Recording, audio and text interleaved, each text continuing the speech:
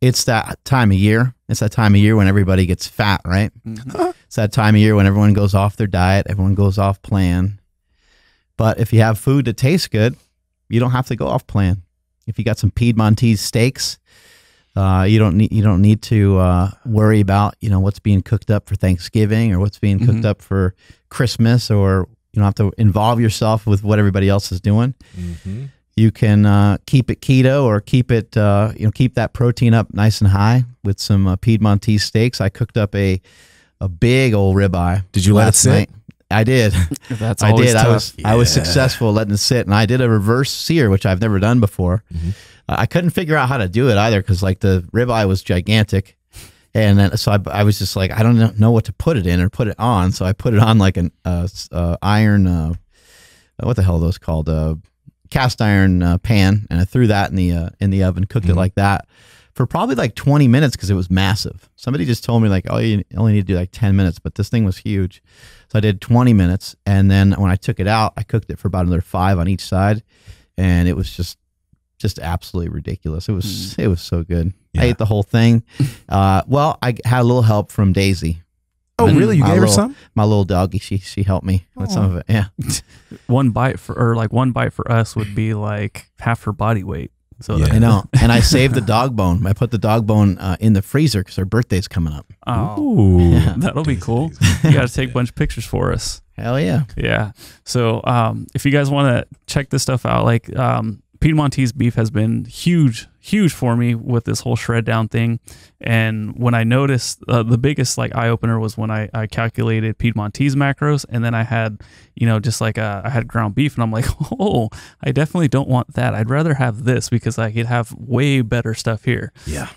Yeah, but anyway, during this month, we're actually not running a promo code with them. They are just giving everybody 25% off. Damn. Yeah, so if you guys want to, They're getting serious over there. Yeah. So if you guys want to check this stuff out, head over to Piedmontese.com. That's Piedmontese.com. Everything's already 25% off, but if you guys want to support the show, use the link in the show notes right now. You want to try to keep yourself away from some treats, then the best way to do it is to give yourself a treat that's a better option. Going with like a Quest bar, the Quest donut bar, or going with a Quest cookie.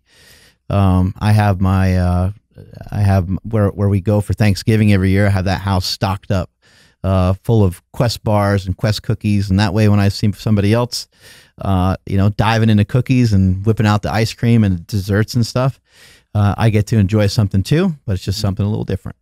Yeah, we talk a lot about like habits and stuff on this show, and it's a really cool thing. Like Andrew, I think you just said this, when you're potentially dieting and you're craving something, and the first thing that comes to mind is a Quest Hero bar instead of a cookie or something else. Like that's what you want to, that's what you want to have a lot of. Yeah. Okay, go for it. And it's more of, it's not even like half and half at this point. Like it's not because like, oh, I want a healthier option. Like, no, I literally just want a Hero bar because they taste that good. Yes. Like that's, again, I'm really focused on stuff right now with my body and my physique, but I truly do just want like a Hero bar.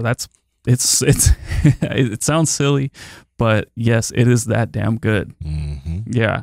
Very good. And you're just trying to have habits that are a little bit better than what you had before. That's the way you're going to make progress. Yeah. You guys seriously do need to try out these Hero bars, the chips. Everything is incredible. Head over to questnutrition.com right now, and at checkout, enter promo code MarksQuest for 20% off your entire order. And our boys over at Perfect Keto, I'm still mixing up that MCT powder oil, probably about every other day, because I don't do a regular fast all the time. Sometimes I'll do a regular fast and not have the MCT oil powder. Sometimes I'll just have coffee. Yeah. But I've been mixing in the MCT oil powder. It gives me a little extra burst.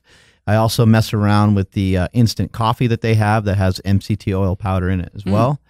And I also mess with the ketones that they have. So I like that product as well. That MCT oil powder is really good. If you can, just when you go home, grab a small little plastic bag. If you can just go into the salted scoop, just go into the salted caramel, put the scoop in the bag, and the next time we podcast, I'll think about it. But It might be just half a It's scoop at probably this gone. point. Yeah. Yeah. Days like today where I'm feeling a little bit more hungry because I've been fasting every single day. Days like today where I need a little extra something, I reach for the MCT oil powder, and I'm a fan of vanilla. So after this podcast, I'm actually going to mix coffee with the vanilla MCT oil powder. I don't understand it. These two guys over here understand it, but like for me, it just helps. The hunger goes away. I get a little boost of energy. I think that's probably because of the caffeine combination, but everything all about it, it's so damn good. And nobody really likes black coffee. I think everyone just kind of thinks they do. Throw a little flavor in there. Throw a little something in That's there. true, actually. It's better with black coffee. Yeah. It is better. Yeah. Yeah, it is better. Makes it better. Yeah, if you guys want to get better, head over to perfectketo.com/powerproject. At checkout, enter promo code PowerProject for 15% off your order. You guys will not regret it. I'm waiting. You want it to be on air? Or? Well, you told me to. Yeah, let's Okay. have it on air because everybody needs to know about this, I think. Yeah. Because Well, there's like a special like black dude section in the grocery store when you go to like buy. I'm like, why is there a special section? Like, what's the difference? You know? it's But- because but of hold like. on, wait. Okay. Yeah, we're live now. Oh, we're live now. All right, we're live now. Yeah. So Nsima, what is the deal with the special black dude section in the grocery store for razors and stuff? Is there Okay. some sort of issue here Yeah, going on? well, they're kind of it's not like an issue, but you notice like our hair is curlier. Okay, so when like if we were to shave bald, right, or yeah, if we were to shave bald or even the face, when the hair comes out, it doesn't come out like just straight like yours, right? That's why you can get close shaves and you never have a problem. You can use multiple like razors on your face and not get bumps. But if we were to do that, One more advantage of being white. Yes.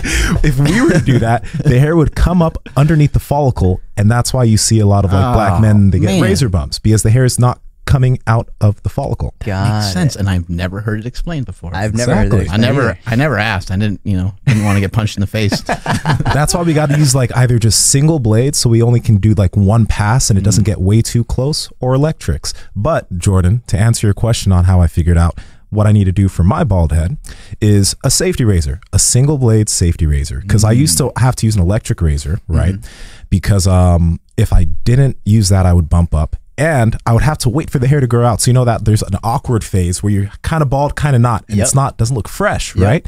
But that safety razor though, it gets close enough where you can use it every 2 days. And it's not too close where you bump up. Have you ever tried to use, I think years ago they had head blade. You ever tried to use that thing? Head blade? It was just like a single blade and it like just kind of like clipped on your finger, almost like a ring pop. And then you can just go whoosh, whoosh, whoosh, and shave your head. I've never used that, but Yeah, if it it's does pretty good. Does it have a single blade or is it like 3 different blades? I think it just had a single blade. Yeah. Oh, I might have to look into that. Yeah. I don't know if Because- they still make them, but Yeah, that's pretty. I saw one recently that was like 3 blades, but that would bump me up because it's too much. Yeah. It's too close. yeah. And if I shaved my head every day, my skin would get really irritated too. Irritated. I gotta wait. I would end up with bumps and end up all red and shit and be all jacked up. I use that electric razor. I still use I forget where it's from, but it's like a super thick blade and it almost like contours to your head. I do it like once every like week or Is so. that but, like a there's that maroon awkward one that phase everyone you talk has? about. I think everyone has that one, right? A maroon one? Yeah, I think mine's maroon, reddish. Oh, I think I know what you. Yeah, what is that Is one it? called? Is it? Oh, Is that what? No, it's black. Oh, is it? Go ahead. I don't know. I forgot the name. Ooh. I don't know. I think you just ruined the whole podcast. I'm sorry, man. Fucked everything up. I'll leave. Hey, but man, if you want to get like if you want to get a closer shave, you can use that safety razor. It's, So I'll give it a check. I'll check let's that shift out. gears for a second. Let's get down to let's talk something. about important. Let's get something more serious here. So Jordan, What? you're telling me so.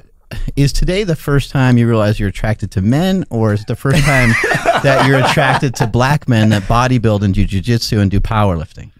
You know, I think I always knew I was attracted to black men who bodybuild and also do jiu-jitsu, but this is the first time that I'm openly admitting it. And I appreciate you. Is it the voice? I think it's the essence, just the overall essence of the being. Because he has tried to seduce many people who have come on this podcast, and I think he's pretty it's working. successful. It's working. so far. It's an attempt that I do have every single time. Is it everyone or only the short, bald Jewish guys? I don't discriminate. I don't discriminate. Yeah, respect he that. actually has been kind of pushing the limit with just about everybody.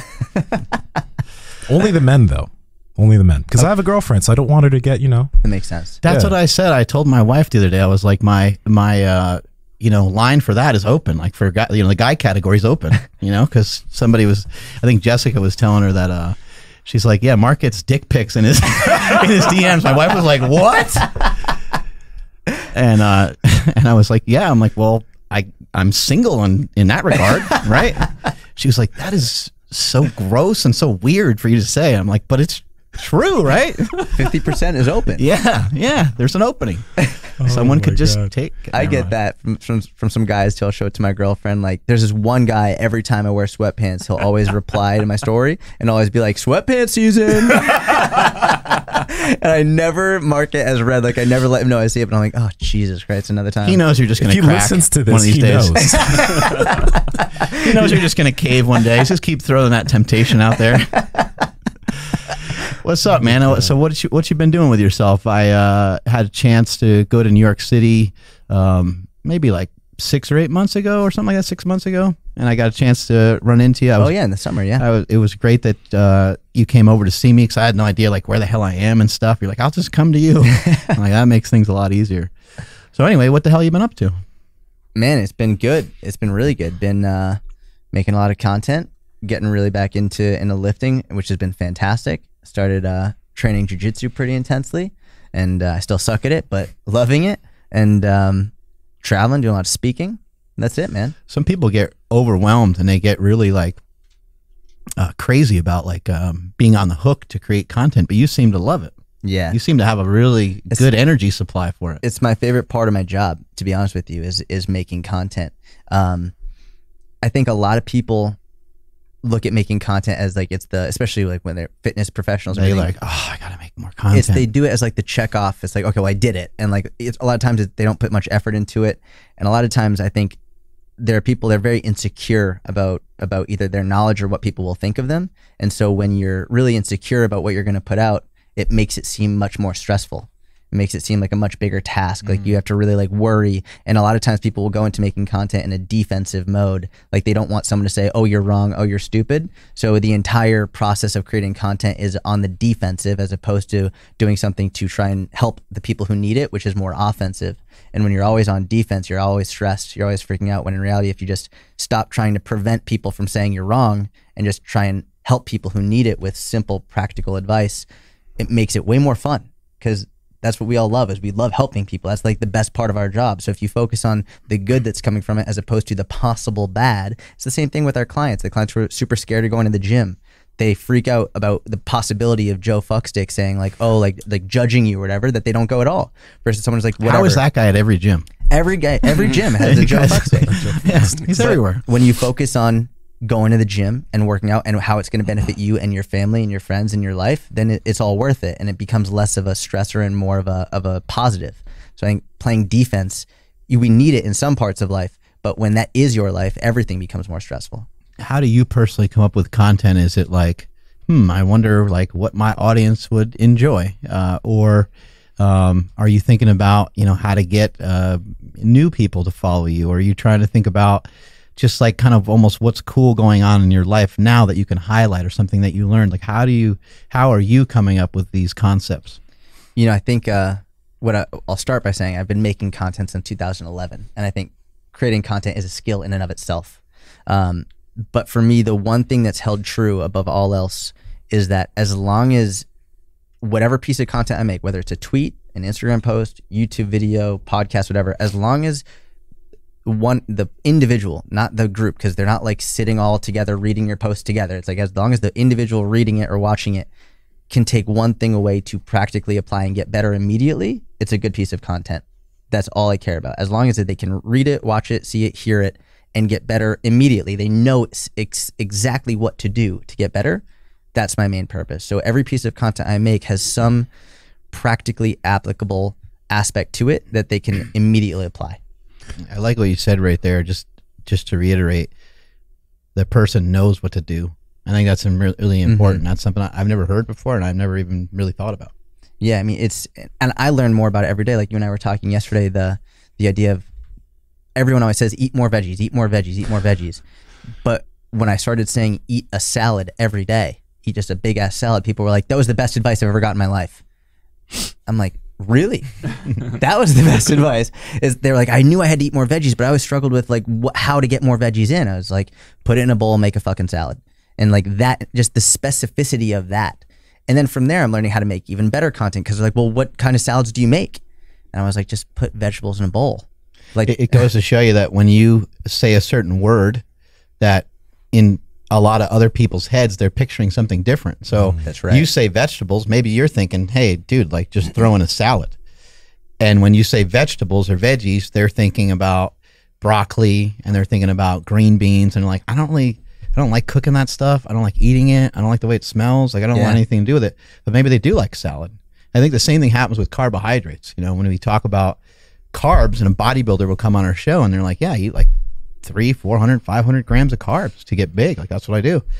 And then people were like, oh man, yeah, see, carbs aren't bad. And then it's like, well, we're talking about different things here. When I'm saying carbs because I was heavier for a long time and because I'm in the powerlifting space, when I say carbs. I mean like donuts and cookies and ice cream and pizza and that kind of stuff. The super calorie dense, high sugar, very palatable foods. Absolutely. Yeah. And I think people conflate a lot of times fat loss and health. People conflate a lot of terms and they assume it is because one person in fitness said one thing about one topic that it applies to every topic and every individual. We really have to be specific in what we're talking about. And people have to understand you're an individual and you have to try and fail in order to find what works best for you. And also understand what works best for you now in life might not work best for you in 10 years. And that's okay. Like you have to adjust. You know, I want to hop back to what you said about content creation and then, you know, putting out content without like, I guess, worrying about what people are thinking. Because when people watch your content, and even I just met you, right? I can tell that you're just like a super high energy dude. At least I think you are. I don't know. But you have a great personality behind the camera. You put out a lot of content. When you used to put out content back in 2011, were you always that way of just putting it out? Or were you ever like really analytical, really careful? Did you make a switch, or was that just always your idea of content? So I was very lucky from the beginning in that I had some really good mentors. And this one guy, JC Dean, he was like, he actually bought my website for me because I was training at Westside, and he was like, "What are you doing?" I was like, "I'm training at Westside Barbell." He's like, "What? Like that's crazy," because like I didn't announce it to anybody. I didn't have a website. He was like, "We need to get you a website so you can write content, write articles, share what you're doing, or share what you're learning." And I was like, I'm 20 years old. I don't know how to make a website. So he literally made my website for me, sent me all the detail, login information. I was like, what do you want me to do? He was like, just write. I was like, write what? He's like, just help people. That's it. And so from that, I think I was set up with a lot of opportunity for success from the perspective of he didn't say anything about trying to make money. He didn't say anything about like online coaching wasn't really a thing then. It was mainly just help people in whatever capacity possible. And so he was like, make sure you write one article a week, every week, and just help people. And so from that, I had the goal of I had to do one article a week every week. So even if like it wasn't exactly the way I wanted it to be, I still had to get it out. And I was much more focused on just getting content out there that was helpful to people. And I think by making it only one thing that was practically applicable, I also didn't make it like if I was like 10 things or 5 things even, like it's hard to put that much information into one piece of content. Just by having one thing that people can apply, I was much more ready, willing, and able to get it out there, even if it wasn't perfect. That said, I think what I really struggled with, and you can see my content, you go to 2011, 2012, 2013, you'll see that I was speaking much more technically with much bigger words, much like things that were more confusing. And that was me being defensive with it. That was me trying to impress other professionals with my knowledge rather than trying to help the people who needed it. And it was my way of trying to say like, oh, look how smart I am. Like congratulate me on what I know. And also trying to prevent other people from saying, oh, you're stupid, oh, you're wrong, rather than saying like trying to break a deadlift down into the simplest terms, like send your butt to the wall behind you. Rather than saying send your butt to the wall behind you, I'd be like, what you want to do is you want to initiate hip flexion without like it's all about the posterior chain. Yeah. Like what? Posterior what? It's like, and you know, if you read Shirley Sarman and you learn about like lower cross syndrome, what you'll see, I was like, all right, shut the fuck up. But, so now as I become a better coach and content creator, my content has become so simple that a 6-year-old could understand it. And that's, I think, probably the best compliment I can get is when somebody finds my information. So I use a lot of Harry Potter references, and sometimes I use Harry Potter hashtags. And there are people who follow me who are like, I randomly found you from a Harry Potter hashtag. I was not interested in health or fitness, but I followed you just because of your Harry Potter references, and I've lost 50 pounds. Dude. It's like, that is like my ultimate success when someone wasn't even interested in it. but they were interested enough in my content because I made it so relatable to them outside of fitness. And like, that's where I think an expert shines, when they can make the most complicated topics so simple anybody can understand it. I like what you said about talking to the younger audience, you know, making it digestible for like a little kid. You know, you might say like, you know, like it's important to be, you know, why are vegetables and fruit and protein, like why are these important factors in our life? Well, if you try to explain it to someone who's 6, they're going to be like, I'm not about it. Like, give me some ice cream. But if you said, you know, who's your favorite character on TV or something like that, and they're like, I love the Red Power Ranger. You'd be like, all right, well, that guy kicks other people's butt, right? Like, that guy, when he gets into like one-on-one combat with somebody, he jacks them up, right? It's because he's stronger, he's quicker, he's flexible, he's healthy, you know, and you can kind of almost, you know, bring it down to that kind of level and have it in its simplest form. It's funny you use that example, because I haven't thought about this for my entire life until you just said that. Like, little things jog your memory. I remember my favorite superhero characters were the Ninja Turtles. And my mom, I vividly remember her being like, the Ninja Turtles love broccoli. And I was like, really? She's like, yeah, Donatello loves broccoli. I remember that. It was like, he was my favorite one. And from there, I was crushed broccoli. Try this one on for size and see how it fits. There's a comedian that has a whole bit about eating vegetables and it making your dick bigger. Seriously? He's like, as a kid, he's like, I was diving into those vegetables like crazy. And he's like, as an adult, when I'd have a girl come over, he's like, I would be pounding on tons of vegetables before she came over. You guys ever watched Dragon Ball Z? No, I never got into that as a kid. No. I just remembered this. But they're all about like powering up and everything, right? They're all about powering up. And one thing that Goku always did, like before a big battle, is he'd eat like a feast. Like Goku always ate. Like there's scenes of just Goku eating tons of food. And I remember I'd always think about that when I'd eat food Pete and ask for seconds. And then he has like he has a whole brand kind of with some of those names and stuff like that. Yep. That's crazy, man. That's sick. Okay. Yeah, eat big and get big and jacked and then go beat the crap and go save the universe, right? Yeah. Pretty much. I want to get back to the West Side Barbell stuff, because this is stuff that's not talked about enough. You know, so much is made out of and we can talk about that section of it too, but so much is made out of like the mystique of what West Side Barbell is, and so much is made out of you know, Louis Simmons being like a genius, half psychopath, and all these different kinds of things. But I want to point out, and this is just a small list of people that came to my brain just now.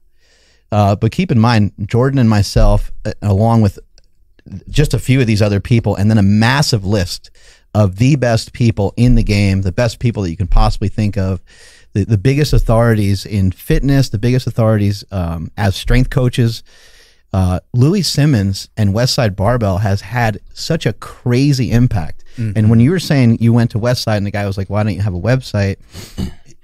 I remember that time period, and it just, I never even thought about it this way before, but that was like a hub where everyone was trying to figure out a way to get ahead. But it wasn't like closed off. It was pretty open. It was like, yeah, dude, like, why aren't you pursuing, you know, Louis does this with these guys, and then this strength coach over here is now taking some of these West Side principles and he's utilizing it with this team over here. You have people like Coach House, you got Eric Cressy, Charles Poliquin, John Berardi, Paul Chek, Dave Tate. I mean, what a list. Louis Simmons is the Bill Belichick, you know, of strength and fitness. Not even just strength though. Not even just, I think everyone wants to try to, you know, put him in a bucket, you know, of like powerlifting and just powerlifting and just strength. But no, it's like when you're at West Side, if you're at West Side for 2 weeks, you're going to run into NFL players. Yep. You're going to run into MMA world champions. You're going to run into Brazilian Jiu-Jitsu black belts. You're going to run into soccer teams, volleyball teams. People from all over the country are coming from everywhere to go and rub elbows with Louis Simmons and to see what he created. So it's not by accident that you're in the position that you're in and I'm in the position that I'm in, trying to figure out how do we navigate, how do we continue to push this information out. That's what we saw Louis doing, and he's the king of it. You know, I could not be more grateful for having Louis in my life and for what he did for me. He treated me like a son, and I don't think it's an accident that so many people who've come in contact with Louis have done incredible things. I think because he really fosters it, he encourages it. I remember when I was at West Side, everybody in the gym, AJ Roberts was there, Brandon Lilly was there, some of the like best lifters ever, and it's very easy to get sucked into the world at West Side and think like that's it. Like I was very close to getting a West Side tattoo on my chest. I was 20 years old. I was like, I'm gonna get a West Side tattoo. What's the name of the documentary? West Side versus the world. Yeah. Right? Like you feel that way when you're there. And when I was there, I was ready to just stay. I was ready to stay. I was like, this is it. This is all I want to do. And the only person who encouraged me to go back to school was Louis.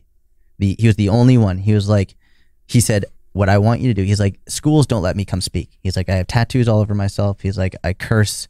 I'm like, not like what people want to see at a school. He's like, I want you to go back and teach people the right way to lift. And he spent that entire 3 to 4 months with me every day, teaching me, helping me study, reading books, like spent hours with me.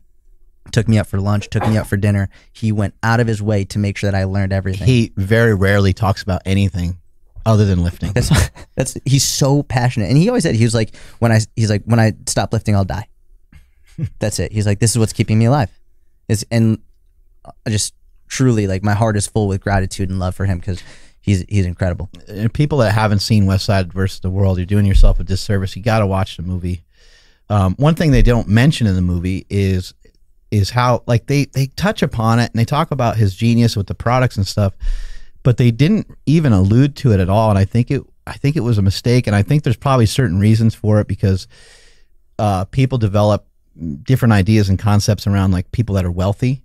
But Louis Simmons is a multi-millionaire. Yeah. That guy has absolutely fucking crushed it when it comes to fitness. I mean, he has, his reverse hyper is everywhere. And, Rogue Fitness doesn't have, they don't make reverse hypers without getting licensing permission from Louis Simmons. I mean, these things are literally all over the entire world. And I remember when I was, getting heavily into it, and you probably felt the same way. You'd be like, oh my God, this place doesn't have a reverse hyper or a sled. Like, I'm not training here. Yeah. Fucking this place is bogus, man. I'm out of here. This place is bullshit. Having a reverse hyper and glute ham raise was like, if you did, it meant that you knew about West Side. It meant that something somewhere leaked out, some sort of information leaked your way where you knew that these things were important to have in your facility. And if you didn't have them, it meant that you were a chump. That's exactly right. Right? You'd be like, I'm not working out there. I can't work out without a reverse hyper.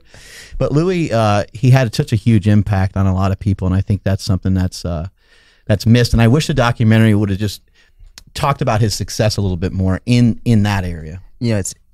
I think a lot of people look at the stuff Louis puts out, whether it's the articles, the original articles, or the videos he puts out on YouTube, and it's easy on social media to create like in your mind what you think somebody is like just based on what they're saying. But we forget that like they have a whole other life outside of that, and like just because you see someone on camera doesn't mean you know them as a person. And like some of the stuff Louis says on camera is hilarious, and like I think what people miss out on is how truly remarkably kind he is, how loving he is, how like everything he does, like he can't buy the guy lunch.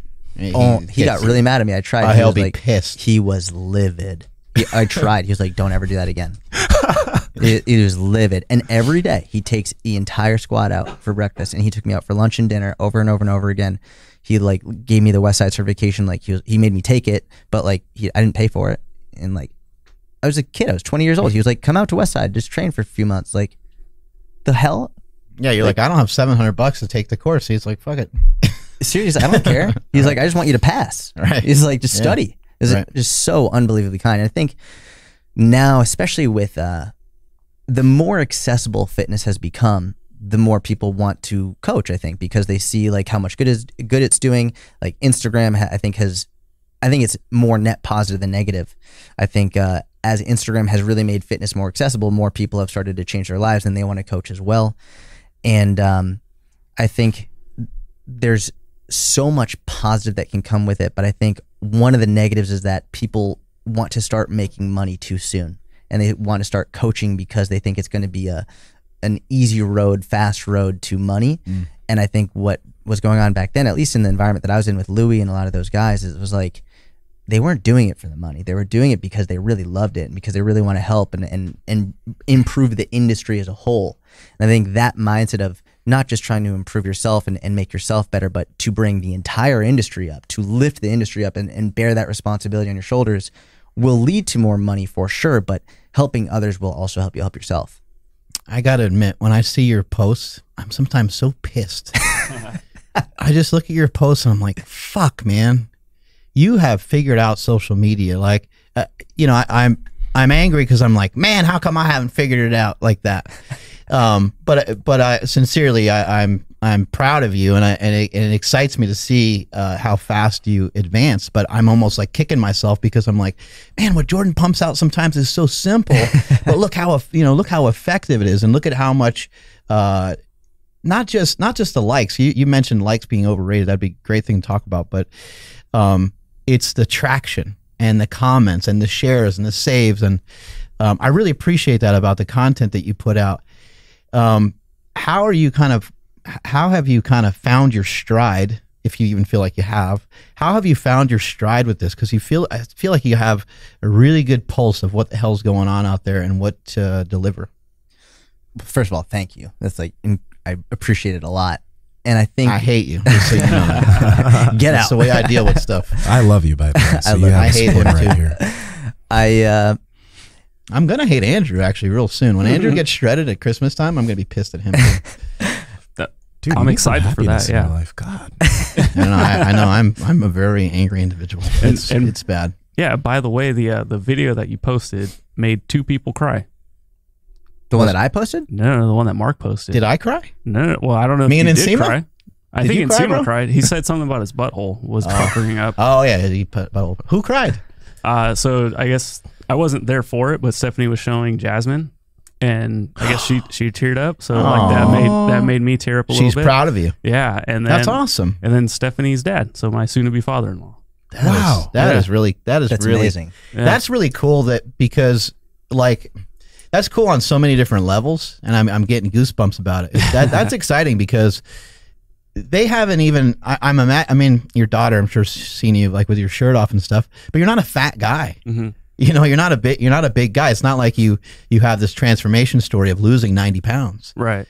You've just sliced up a lot, and you obviously put a lot of hard work into getting rid of being scrawny and Yeah. skinny fat, right? Yeah, that's skinny But fat. the fact that they recognize that from that video, that's awesome. Yeah. That's huge. That's incredible, man. Yeah, thank you. And like Mark said it in the past before, but he's like, you know, we don't want to be too shallow, but everybody wants to look better. Everybody feels better when they look better. Mm-hmm. And, you know, when I was doing Sarmageddon, it was like, yeah, my strength's finally, you know, getting somewhere. And it's like, yeah, I could, you know, easily rep 225 pounds. And, you know, the response is like, is that a lot? Like, well, for me, it's a lot. And then, like, you know, we were saying yesterday when we were all talking, it's like people don't really care. Like, can you deadlift 300 pounds or 3,000 pounds? They don't really care. But they see me with my shirt off, like, whoa, dude, what's happening? Like, that's like a universal thing, right? Like, everybody can look at that and recognize, like, oh, you're doing some shit now. You remember yesterday what I said about the mirror when we were working out and I had you take your shirt off? Oh, yeah. About, like, the mirror will tell you, like, certain things about you.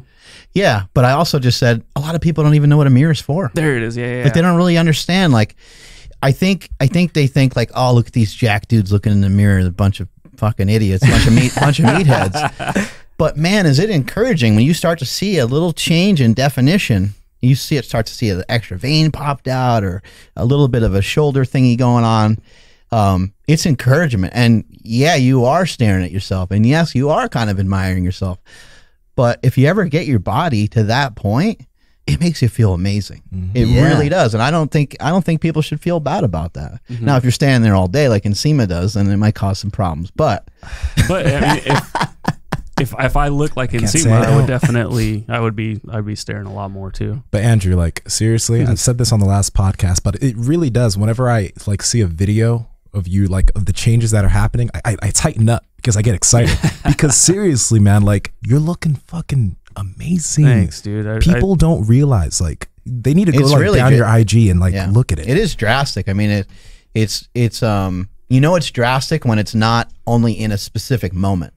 Because I think most of us can kind of get that from training in the gym. You can go get a good pump and you can look good everyone can kind of look good for a few seconds. You'd be like, oh, dude, your chest is really pumped up. You look great. But it's not that. It's just like you'll be sitting, like maybe wrapping your wrist in between sets of something, and you could see your shoulder moving around. You could see your bicep moving around. I'm like, I didn't see that before. Or when you used to bench press, I would see sometimes your shirt would come up and you would have a little bit of a belly, or sometimes your legs would move around. But now I'm seeing like hamstring lines. I'm seeing veins in the calves and like, hey, what's going on with this guy? What do you think the switch was? Like what like led to making such, like, was it a radical shift? Was it like, what changed? Well, so we were actually doing some like show prep before we went on to record for a podcast. And I don't even know how it came up, but I just told Mark and Nsima, I'm like, yeah, you know, I've never been able to obtain abs. Like, I don't know what it is about me. You know, I've just never had it. Like, I've weighed 200 pounds. I've weighed 150 pounds. Like, I've never had like nothing. Correction real quick. You said I can't get abs. You said I've never been able to say I can't. Okay, so there you go. That's important. And then Nsima was like, nah, you can, anybody can get abs. And I'm like, I don't think so, man. I'm like, I've never, like, I can't get abs. And he's like, yeah, you can. And then so, you know, being coached by both of them, like Mark's been by my, well, I've been by Mark's side for a really long time now. And so I've learned a lot from him. And then now in Nsima, I'm learning a lot more from him too. And it was a total mindset change is what it is. I started taking literally everything like more serious than I ever have. People ask about like the like, oh, aren't you like craving certain things? It's like, no, dude, like cravings have no chance against like my focus on my goal right now. And the biggest change has definitely been 100% clean diet. Like it hasn't been like, oh, I'm good, you know, like 7, 8 out of 10, or last week it was like a 9.5. Like now it's 10 out of 10 every single day. You know, so like yesterday we were eating at Camden. It was like, oh, what do you want to eat? Like, just let me get the chicken. Like, what sides? I don't want any sides. Are you sure? Like, I can't have any sides, like whatsoever. Yeah, you were super like, you were just like, no, that's it. Matter of fact, no sides. Yeah, it's like those sides don't taste as good as these abs are gonna feel. What's interesting to me is I'm very interested in behavior change, and I'm very interested in like what causes someone to go from saying I can't do this to literally changing everything in your life to like being like, no, I'm going to do this. Like, it's very interesting. Where was it a challenge? Like, was it like, did you all of a sudden believe maybe you could do it? Like, what happened internally to make you do this? There was definitely a little bit of the belief, because I had, you know, two guys that I look up to, like probably more than anybody now, telling me, yes, you can do it. But also, and I said this in the series that I'm doing on IGTV, and it's something I barely realize right now, is like, I've been seeking approval from my dad this whole time. Because when I was a kid, he told me, like, he straight up said, like your body sucks. And I've been hanging on to that my whole life without even knowing it. Now I'm like, oh shit, that's why my confidence has always been like down. Like, instead of like a lot of people, it pushes them like, what? No, like screw you, man. Like, I'm going to go the other way. Like, I'm going to, you know, this is fuel for the fire. I'm so fired up now. It pushed me the other way. I'm like, I'm going to get into video games. I'm not going to eat. Like, I'm going to feel like crap my whole life. And so just recently recognizing like, that's why I've been struggling my whole life, and understanding that, and then being like, okay, let's do this. And then on Thanksgiving, he actually seen a picture of me, and it was like, he didn't say like, oh my God, I'm so proud of you or anything. Like, he gave me a compliment in his way. Yeah. And so like, it's just like, I never would have believed that I would get that from my dad. From other stories you've told about your dad, he doesn't seem like he's that negative. No, seems like he's a pretty damn good dad, dude. He's awesome. Okay, like, and that's what I definitely. So like, want how can maybe other parents or other people that are like mentors and stuff or coaches, how could they avoid? Like, your dad probably doesn't even really know that he's like said that barely, right? I'm pretty Unless he sure heard the podcast, right? I'm pretty sure he has no idea. I mean, it's common sense. Like, like I can obviously just say like, it doesn't do me any good to like, you know, insult Jordan flat out, right? It doesn't make any sense. I mean, we're kidding around is one thing, but other than that, it doesn't make any sense. But how do you think someone else could maybe avoid, you know, doing that with their teenage kid or their kid who's, you know, maybe they're not as smart as the other kids, maybe they're not as tall as the other kids, maybe they're not as strong as the other kids, or whatever it might be? Yeah, I think so you hear it a lot with like, whether it be like an online course or like a class or hiring a coach or a trainer. It's like, oh man, that one positive thing can turn your life completely around. Like, you don't know, like you watch YouTube videos all the time. Like, there's one nugget in here somewhere. It's like, okay, that's definitely, that could potentially change my life. Flip that around on its head. It's like, you might be joking around like, oh, my son, he sucks at basketball. And it's like, he heard it, he didn't hear it, you think it's a joke, that could change his life the other way, right? So I think just being real conscious and understanding that like kids are just gigantic sponges, and like any little thing can totally alter like their path. Like, I mean, what if that day he just like said like, oh man, like, yeah, mine's like not even mine slacking, but like, ooh, we got to get Andrew in shape so that way he could look better than all the other kids. That might have been like, oh, you want to help me? Like, oh my gosh, like this is so cool. Like, yeah, we want you to be as strong as your cousin that's 2 years older than you. That would have been like, oh shit, I get to work out with my cousin. Sick. Yeah. So like, you know, that could have been totally different. And you know, I just think like, yeah, like understanding that like any two comment, like you're joking, like, hey, you've been alive for, you know, whatever, we'll say 30 years. You understand like sarcasm from not this other small human that's only been around for a couple years. They're not going to be able to decipher that shit. So it's like, you know, don't stop something that could potentially like explode and be like amazing by you just saying one silly little comment. And it's like, was it fucking like, you know, amateur hour? Like, are you trying to make other people around you laugh like at the expense of your child? Like, don't be silly. Yeah. Yeah. I think this is all belief system based because in working with Andrew on a bunch of other things, we've had success at every turn, you know, even like with lifting, I would tell him during training session, like, I'm not allowing you to get hurt. Like, that's not happening. Like, that's not on my watch. Like, we're not, you know, you might get a bump or bruise here and there because it's training and we're pushing the envelope. But like, while we're working out together, I'm not going to allow you to all of a sudden go from a 225 deadlift to try 315. Right. You got to take the steps in between, and we got to make sure we do everything the right way. So he's had success when it comes to doing a powerlifting meet and hitting a certain number on the deadlift, hitting a certain number in the bench press. And then even work-wise, I've thrown some things his way and said, hey man, let's see if you can do this. And he's like, oh shit. Like I'm doing photography, I'm doing the podcast, I'm doing, you know, and I'm like, yes, I totally recognize that. But I think that you're totally capable of like adding this thing to your plate if you prioritize, if you make time for it, and it will provide more value for all of us that do this podcast. It'll help with sponsorship and everything. And his kind of reason why elevated, and then his ability to figure out how obviously got a lot easier when your why is more important. You just make it work. Yeah. Mark works in mysterious ways. Well, I think one of the most amazing things about Mark is that he is the epitome of helping you believe in yourself by showing you that he believes in you, like unequivocally. And I think, I mean, you can look in the research on self-efficacy and self-confidence and belief. Like, one of the single best ways to help someone else increase their belief in themselves is to show them that you believe in them. When you have someone saying like, you'll never be able to get a certain body, and then like that gives you one train of thought, then someone else is like, oh no, yeah, you can. Absolutely you can.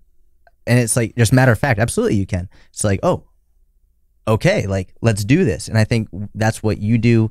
And I've seen you do it in person. I see you do it online. It's like, I think probably one of the best things that you do is show people that they can do it. And you don't sugarcoat it. Like, it's going to be hard. You say that very clearly. And there are going to be times where you go off track. There are going to be times where like you're disappointed in yourself, but don't confuse that with a lack of ability. It's like, you absolutely can. You just have to do it. I think that's what probably one of the things I admire most about you is how you interact with people and on social media. And I think that's probably something that attracted you to Westside Barbell, because you've done a 4 times body weight deadlift. And so a 535 deadlift when 132, right? Yeah. You know, I think, so, you know, if Nsima came in here, and Nsima's crazy strong, but if he came in here and said, you know, I want to squat 900 pounds, and I see him, you know, he squatted 600 for like 2 or something. This is not the gym where I would say that ain't going to happen. I would say, okay, well, you know, at your size and your body weight, we would probably need to, one of the first places to start is we probably need to work on gaining weight, and then kind of finding out what optimal weight you need to be to, you know, start to execute some of these bigger squats. But we'll get there. Like, my first place wouldn't be like, oh, no, like, dude, nah, man, I saw you squat 600 for 2. I'm like, I don't think you can other places would do that because they haven't practiced that before. They haven't really seen it before. You want to be around people that believe it, that have seen it, that know that you can advance, that know you can get better. And I think with something that's really important to point out about Andrew is that he's been working on this for a long time, and he lifted before he ever knew Nsima and I. So he was already doing stuff and trying stuff on his own. He already tried a keto diet. He messed around with some different things. The effort to get better was already there. Yeah. And that's huge, because if that effort's not in there already, at least a little bit, that is hard to spark. And that it's not impossible, but it's more difficult. And it might be harder to get momentum, and it might be harder to like really start to feel good about yourself because you don't have the momentum to really do much. And I see a lot of people paralyzed by that. I think that word momentum is huge. And that's where I think, you and I were talking earlier about walking.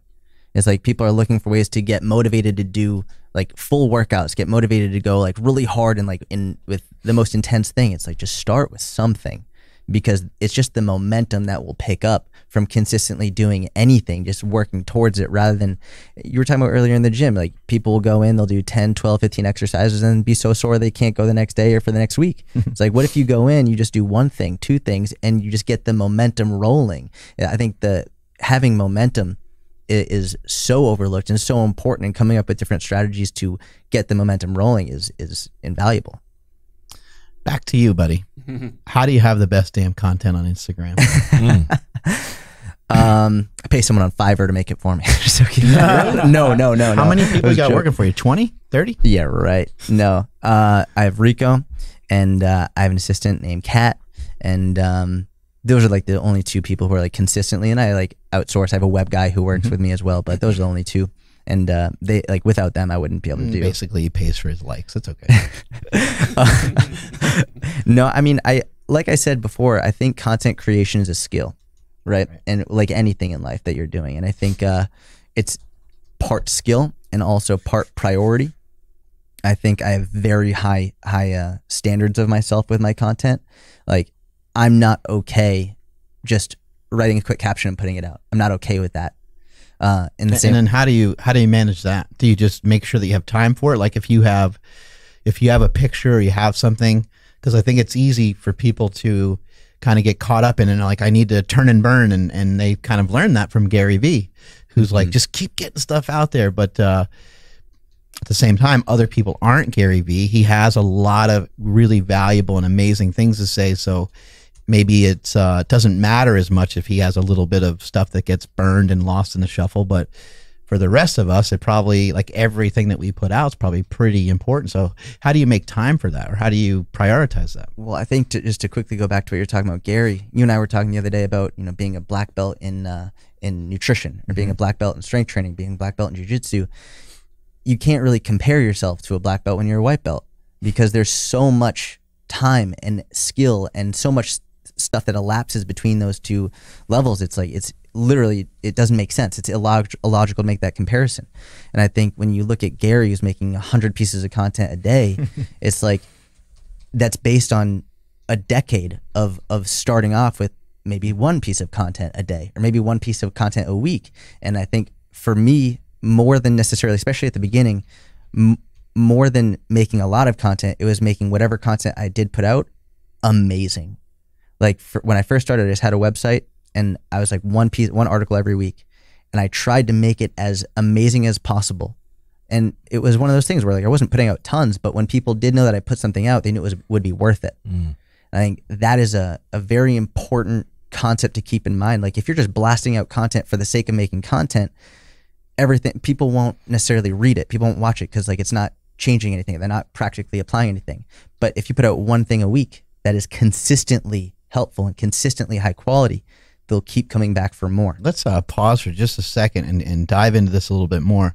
How important is that? How important is it to stop, to take a breath and say, you know what, I need to make sure this is 100% or 90%, the best of my ability, because I gotta keep my footing with, the content I'm putting out. But how do you stop yourself and slow down and then say, okay, well, it needs to have a really good title. It needs a really good thumbnail. It needs to have words on the screen. I did talk about a workout. I did talk about percentages of macros, and that needs to pop up on the screen. So I better take my time with that. How do you slow yourself? How important is that? I mean, that must be a major part of what a lot of people are missing because they got anxiety to kind of keep firing stuff out. Yeah, I think it's massively important. I think at the beginning, the most important is developing the habit of creating content before you get fancy with any of the high. I hope people are I seriously hope people have a pen. And I hope people are writing this down. This is awesome. Like before people get when I first started my website, and I told you yesterday, before I decided to pay for a web designer, I was like, I have to make enough money through my website in order to fund that. I wasn't going to use other funds for it. And people would comment on my website, hey, this is a great article, but your website looks like shit. The comments are still there from 2011, 2012, before I funded my first web redesign. And I think that stuff is important, but I always try and compare it to health and fitness. It's like, before you have the perfect diet or perfect workout, just get in the habit of focusing on it. Just make it a habit. And I think one of the best ways, I think you do a great job with this, sort of like by letting people know it's going to be difficult. One of the best ways to help people stay consistent is to give them realistic expectations of what's going to happen. If you tell people fat loss is super easy, you'll never be hungry, you'll never be tired, like you're gonna be great, it'll be super good, then like when they do get hungry and they do get tired and like cravings come on, like they'll quit because like, well, this isn't supposed to happen and like I'm a failure. So I like probably a very brief caption of mine on Instagram will take me a bare minimum of 30 minutes to write.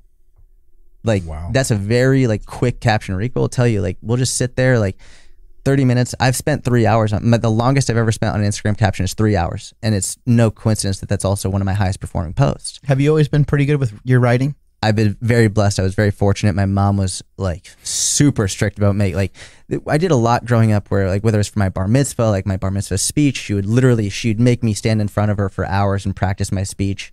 Like she would like go over my writing. I had an incredible history professor in high school. Did you like really hate that, or were you okay with it, or? I was a kid. I was like, what is this about? Da, da, da. And I always said growing up, like when I first started my website and things started to get traction, I always said, if you told me 5 years ago that like I would be writing for part of my career, I'd say, get out of here. Like I just want to lift weights and get people strong. Yeah. But I think learning how to write and communicate through writing is one of the most valuable skills you can ever have. Yeah, and keep in mind, everyone should keep in mind that all we're talking about here, this is all just communication. That's it. This is, I mean, the video, photography, the writing, and then all the different forms of social media. There are just all different ways to communicate with people. And I think this is a good lesson for parents that are listening to this show. You got to kind of force your kids to do stuff that they don't really want to do. Yeah. I mean, otherwise you're not really parenting. You know, that's good that your mom did that. I mean, what else would you be doing? I mean, you know, like you should be. Every parent is different. Every kid is different, so it might have to be different. But you should be forcing your kid to do an activity. You should be forcing them to use their brain. You know, you should be forcing them to do stuff. And I'd say also like be super open minded to whatever it is that they want to do. So like we got our daughter into to dance class, and we're like, you know, I've been listening to hip hop my whole life, so I'm like, yeah, you're doing hip hop dance, and she loves it.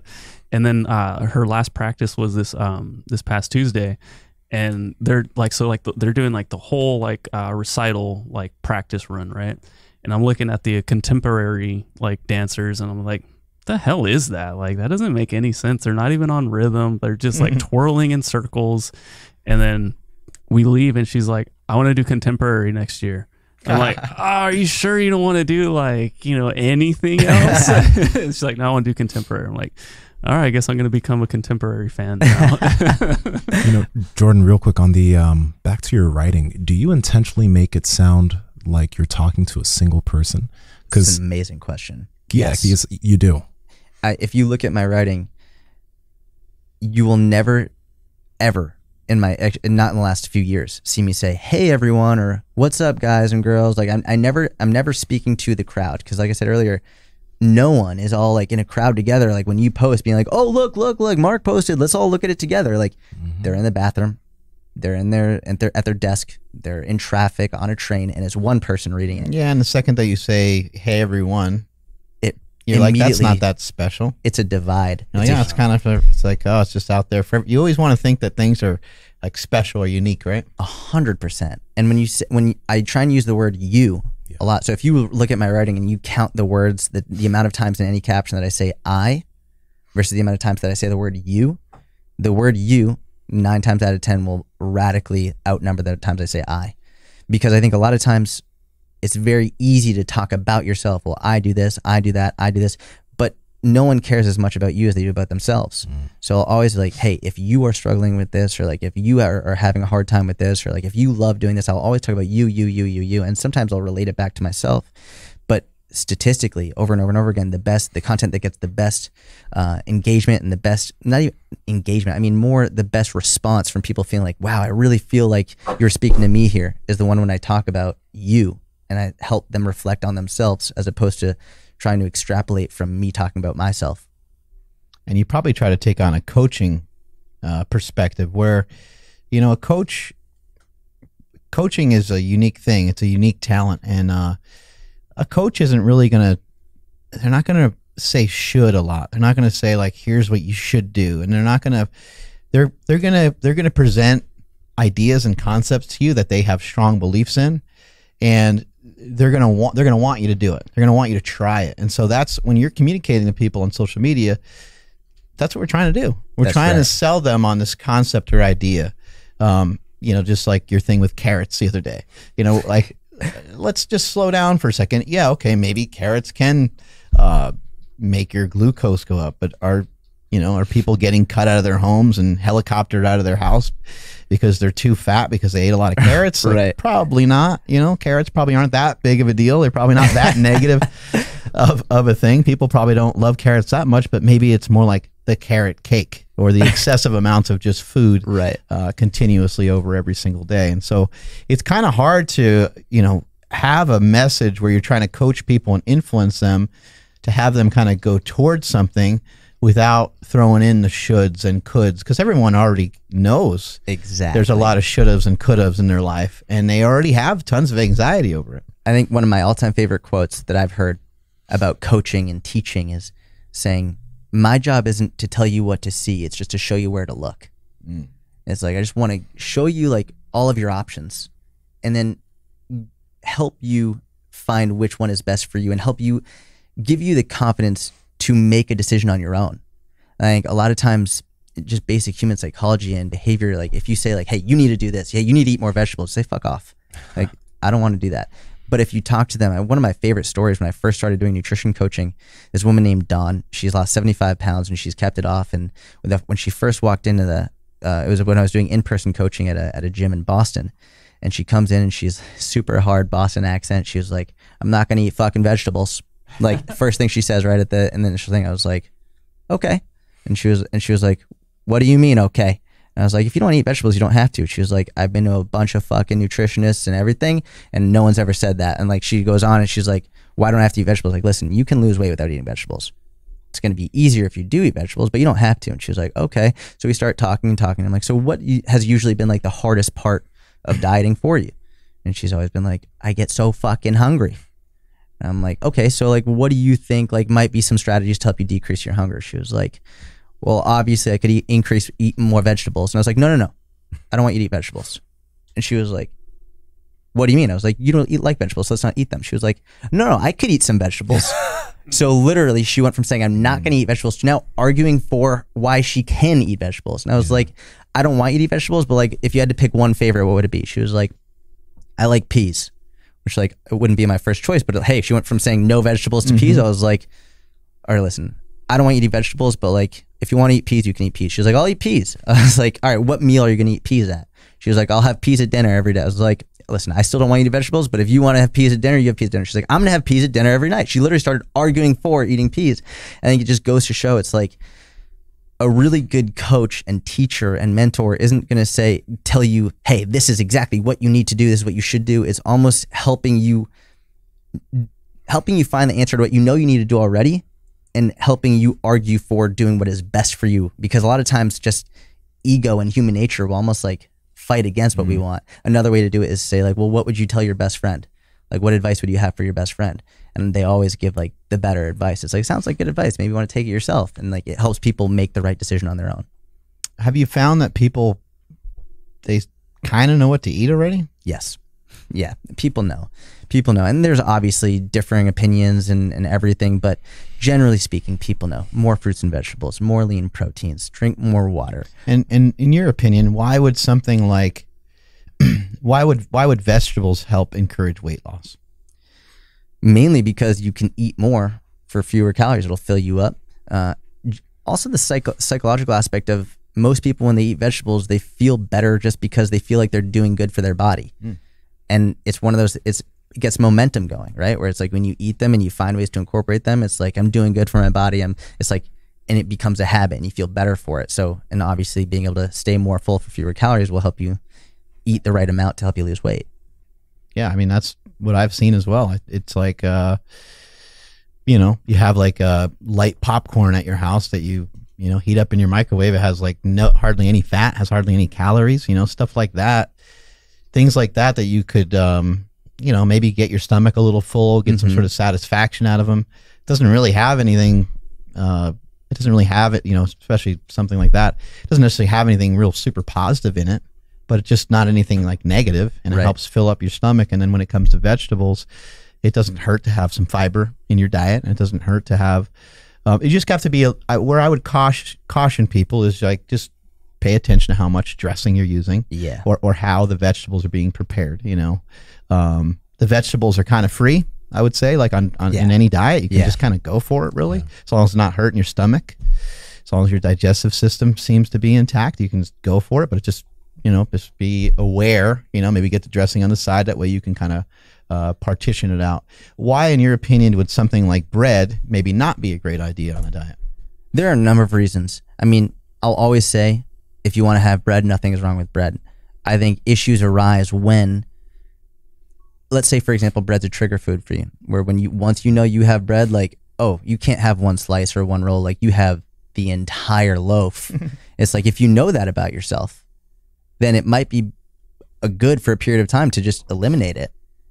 Until ideally you can develop a healthier relationship and you can have it in more in moderation. I think this idea of flexible dieting, and probably more even intuitive eating, it's a very advanced style of eating, and people are trying to go. It's like trying to think you might need to be like a brown belt or something like that to even really mess with it. It's a great example. Yeah, it's like if you take someone who doesn't eat very well, someone who doesn't eat very well, and they don't really exercise much, or it's not a part of their life, and you say, I want you to eat intuitively.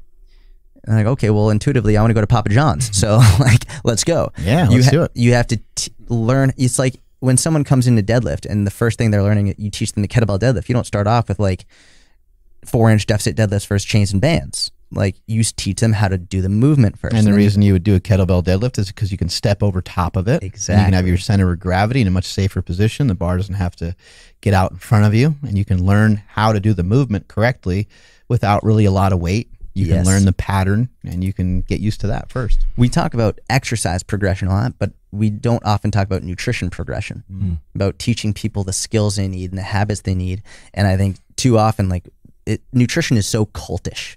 It's like you're either keto or you're intermittent fasting, or could be both of those. I'm surprised you and I are even friends. Because you eat carbs, right? Tell the truth. Do you eat carbs? I'm sorry, Mark. I do eat carbs. Jesus Christ. I've gotten DMs from people being like, you and Mark don't agree on nutrition. I'm like, people can fucking be friends and like not always agree on every single people thing. Might not know the fucking fist fights we've had. They probably don't know about that. The other thing actually I think is really important, I was going to say this earlier. One thing about nutrition that I've started to talk about more recently that has had a big effect. I don't know if you noticed yesterday when we were out to eat at that restaurant. What is it called again? Camden. Really great restaurant. I got the chicken, and I got the fries. I got that on the side, but I didn't really touch the fries until I finished my chicken. And what that allowed me to do was, like, I only had 4 or 5 fries, not because I wasn't allowed to eat them, because by the time I was full. I think coming up with order, like starting off with vegetables, starting off with your salad first. And also being maybe a little reasonable, because like you could have finished the fries. It's not like you were like, oh my God. But you were like, I had enough. Exactly. And I think sometimes I actually did notice, because you ate your chicken and then you stopped for a little bit, and then you went back to it, and then you ate your fries, which is that's even a little bit of a technique, is to kind of stop for a second and maybe take some inventory. That's right. Am I filling up? And then your body, after you've been, been eating for 10 minutes or 15 minutes, your body's like, yeah, you're pretty It's enough. full. Yeah. And like make sure that like I had drank at least half of my water. Like it's like all these things, but this you don't learn that in a day. This is progression. This is like and that's when you can start doing it intuitively. It's like, do jujitsu intuitively. It's like, what the fuck are you talking about? Do jujitsu? Like you have to learn, you have to learn the skills, and it applies to nutrition just like it applies to everything else.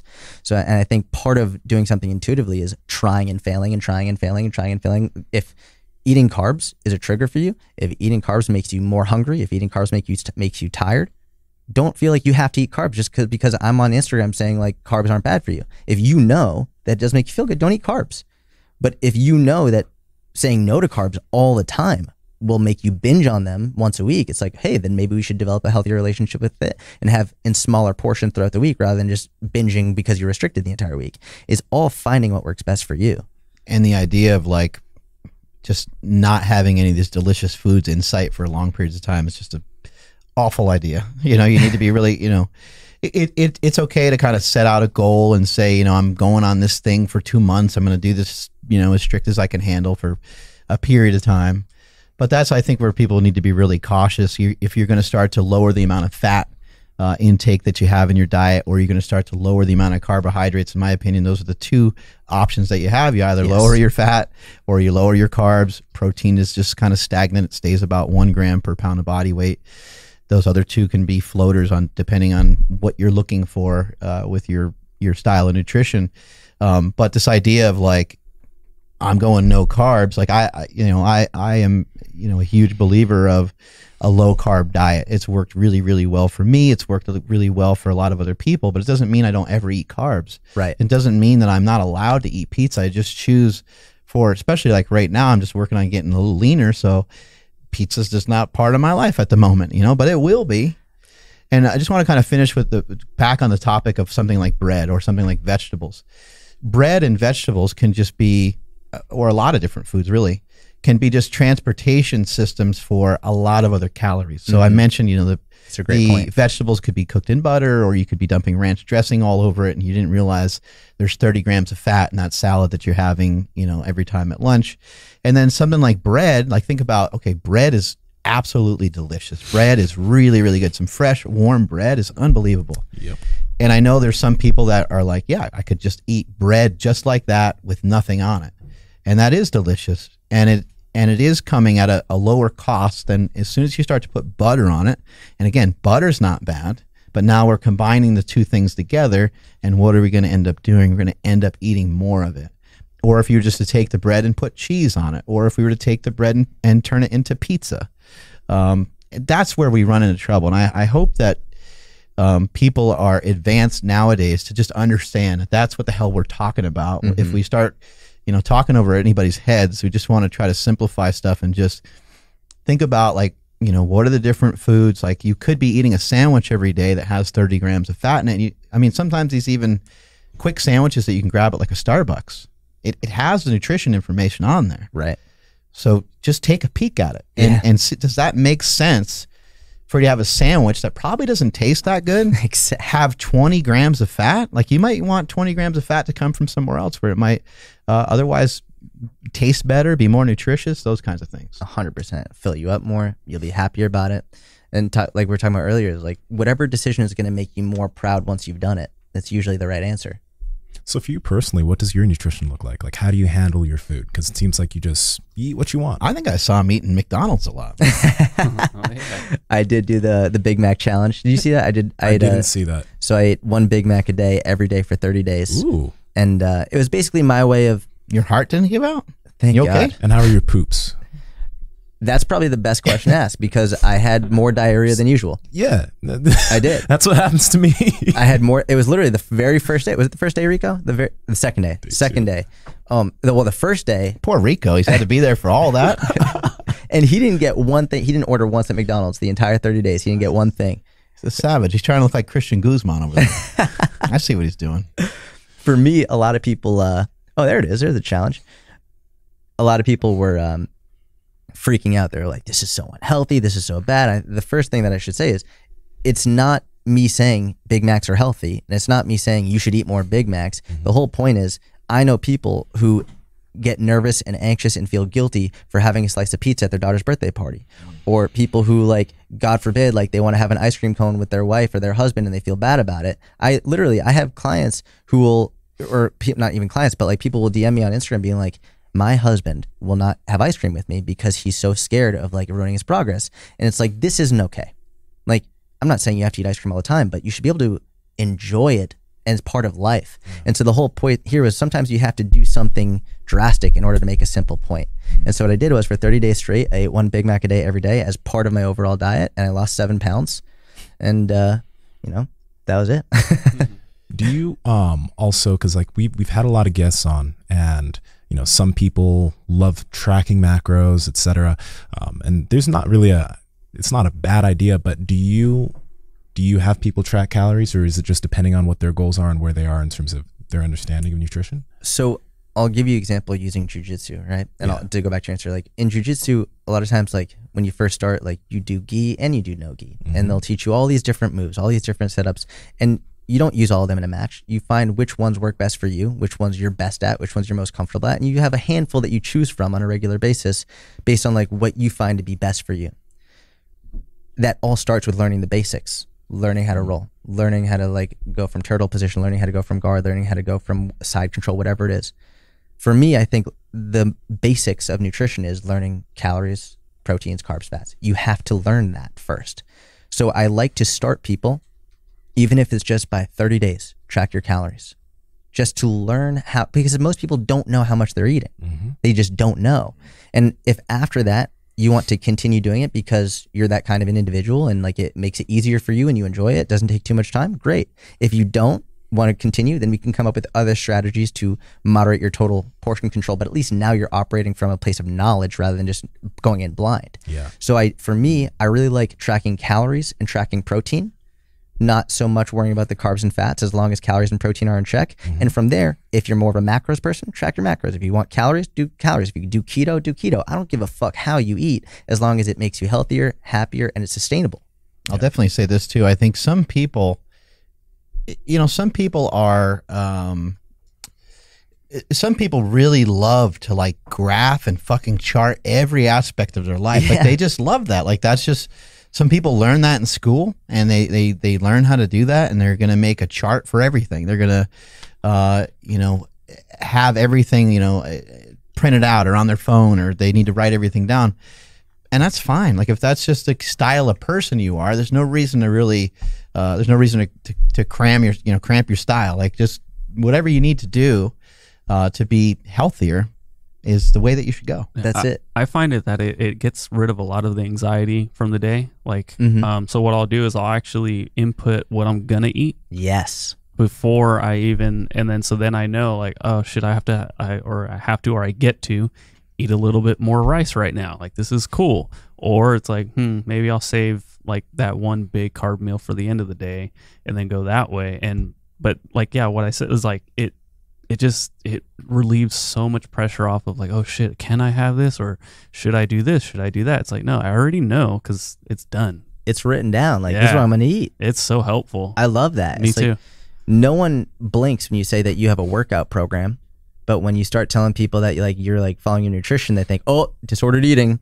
Or it's like no one says anything bad when you're tracking your finances, but you start tracking your calories, people are like, oh no, that's not good, disordered eating. It's like, what the hell are you talking about? Yeah. It's like you're just getting more knowledge. You're just keeping track of the numbers so you have better understanding of what you're putting in your body.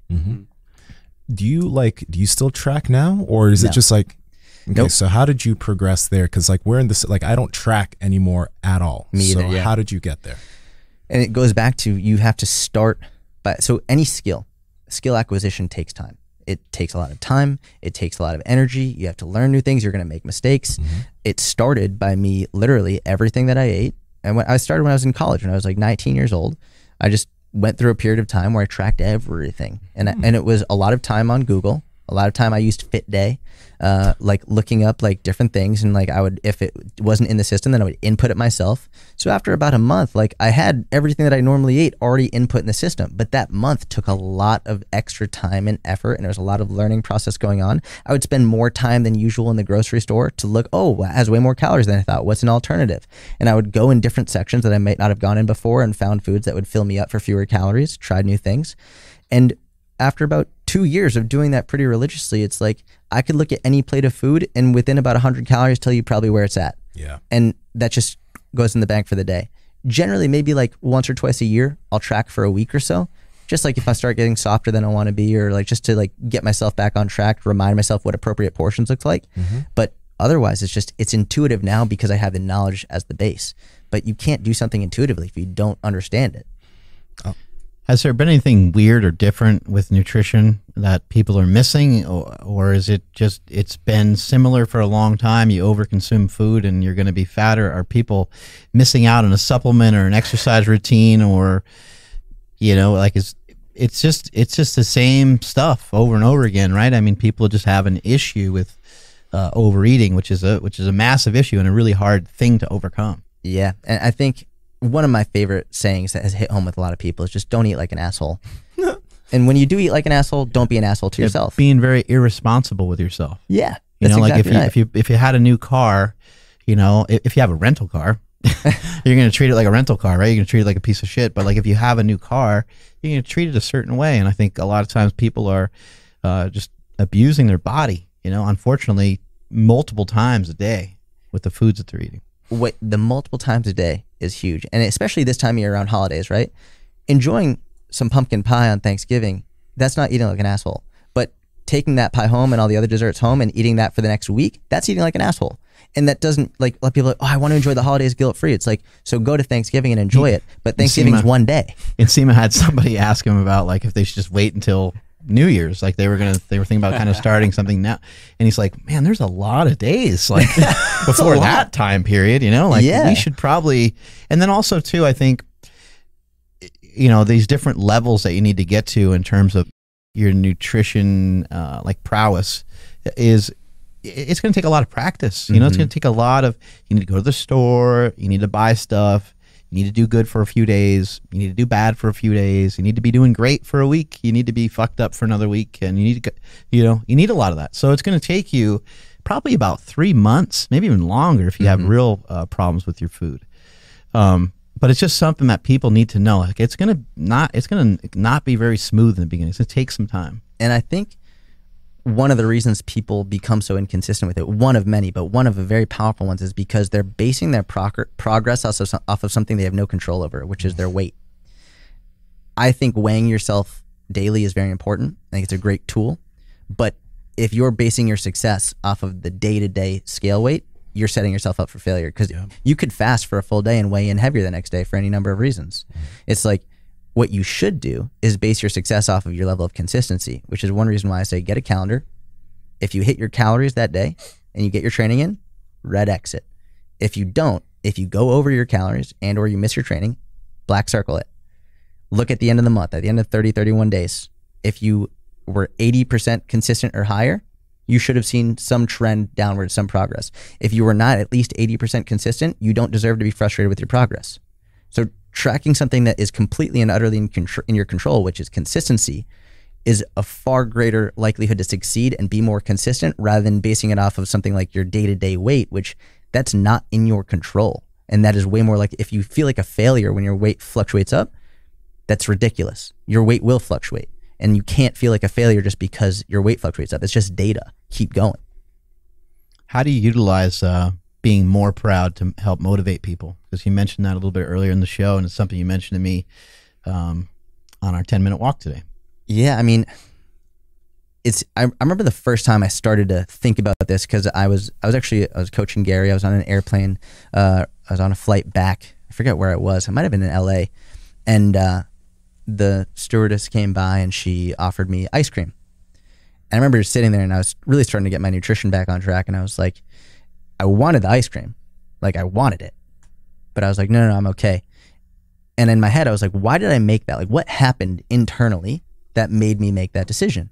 And I I realized that I had thought when I was finished eating the ice cream, I was going to be disappointed in myself. So, and it started, and I made content on that. I made a quick video in the cab ride back to my apartment about like, I made the decision that made me more proud. And I was infinitely more proud of myself the entire day. And it made me more confident in my ability to succeed. And I think pride and being proud of yourself it's addicting. It's addicting to feel that way. And doing little things that allow you to be more proud of yourself on a regular basis will drive more consistency. Yeah. What about 5 or 6 times a day? Yeah. Right? Like you made the decision to go to the gym. Boom. I'm more proud of myself. You made the decision to eat a little bit better. I'm more proud of myself. You made the decision to not eat the ice cream. Made yourself more. I mean, it could happen multiple times a day. You could be really feeling awesome about yourself by the end of the day. A lot of people talk about it's important. A lot of very successful people I know talk about the importance of making their bed first thing in the morning. And it's one thing that I do a lot. I said to my girlfriend, I was like, that's my job to make the bed. I was like, I don't want you to do it. I hate making the bed. I actually hate it.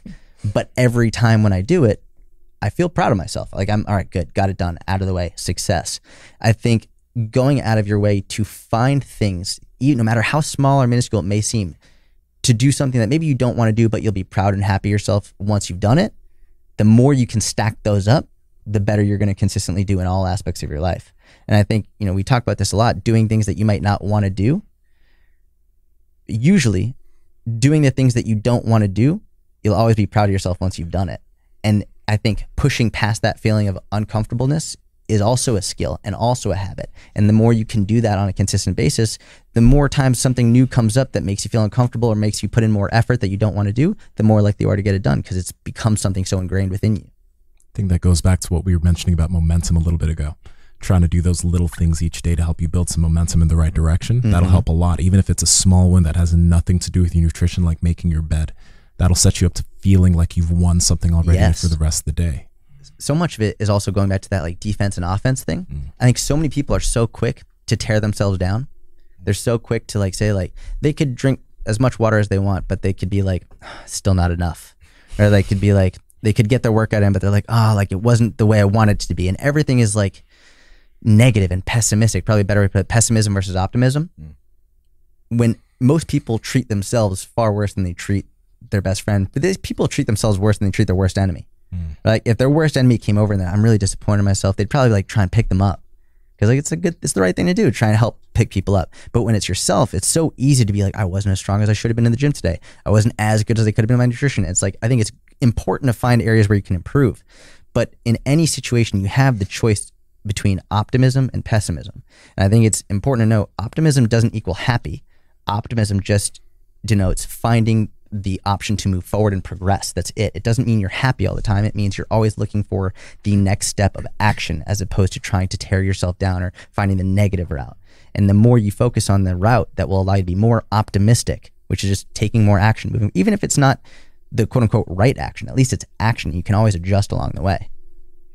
On that note of optimism, since you've worked with so many people, this is one thing I think is it's very difficult to do when someone is naturally pessimistic, right? And they're trying to do all the right things, but it's just a continuous loop of negative talk. They always find the negative thing in situations. How do you help people flip that switch? So this is something where with online coaching, when I was really coaching a lot of people online via email, it became very interesting for me to spot this. And it's always a difficult subject to broach with people.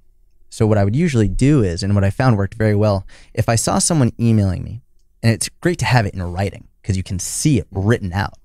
If consistently it was a very pessimistic route, a very pessimistic, this just isn't going the way I want, like this just isn't working, I would ask them, I'd be like, can I ask you a personal question? Like if you had to say you're either a more optimistic or pessimistic person, what would you say?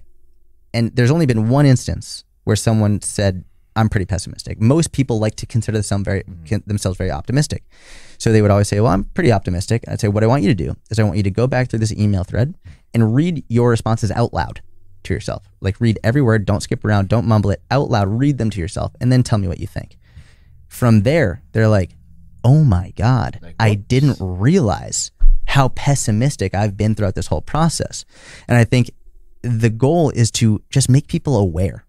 in all aspects of life, like making people more aware of the decisions they're making, how they're responding to things. I think we do things and it's so unconscious, it's so habitual that we don't even recognize it.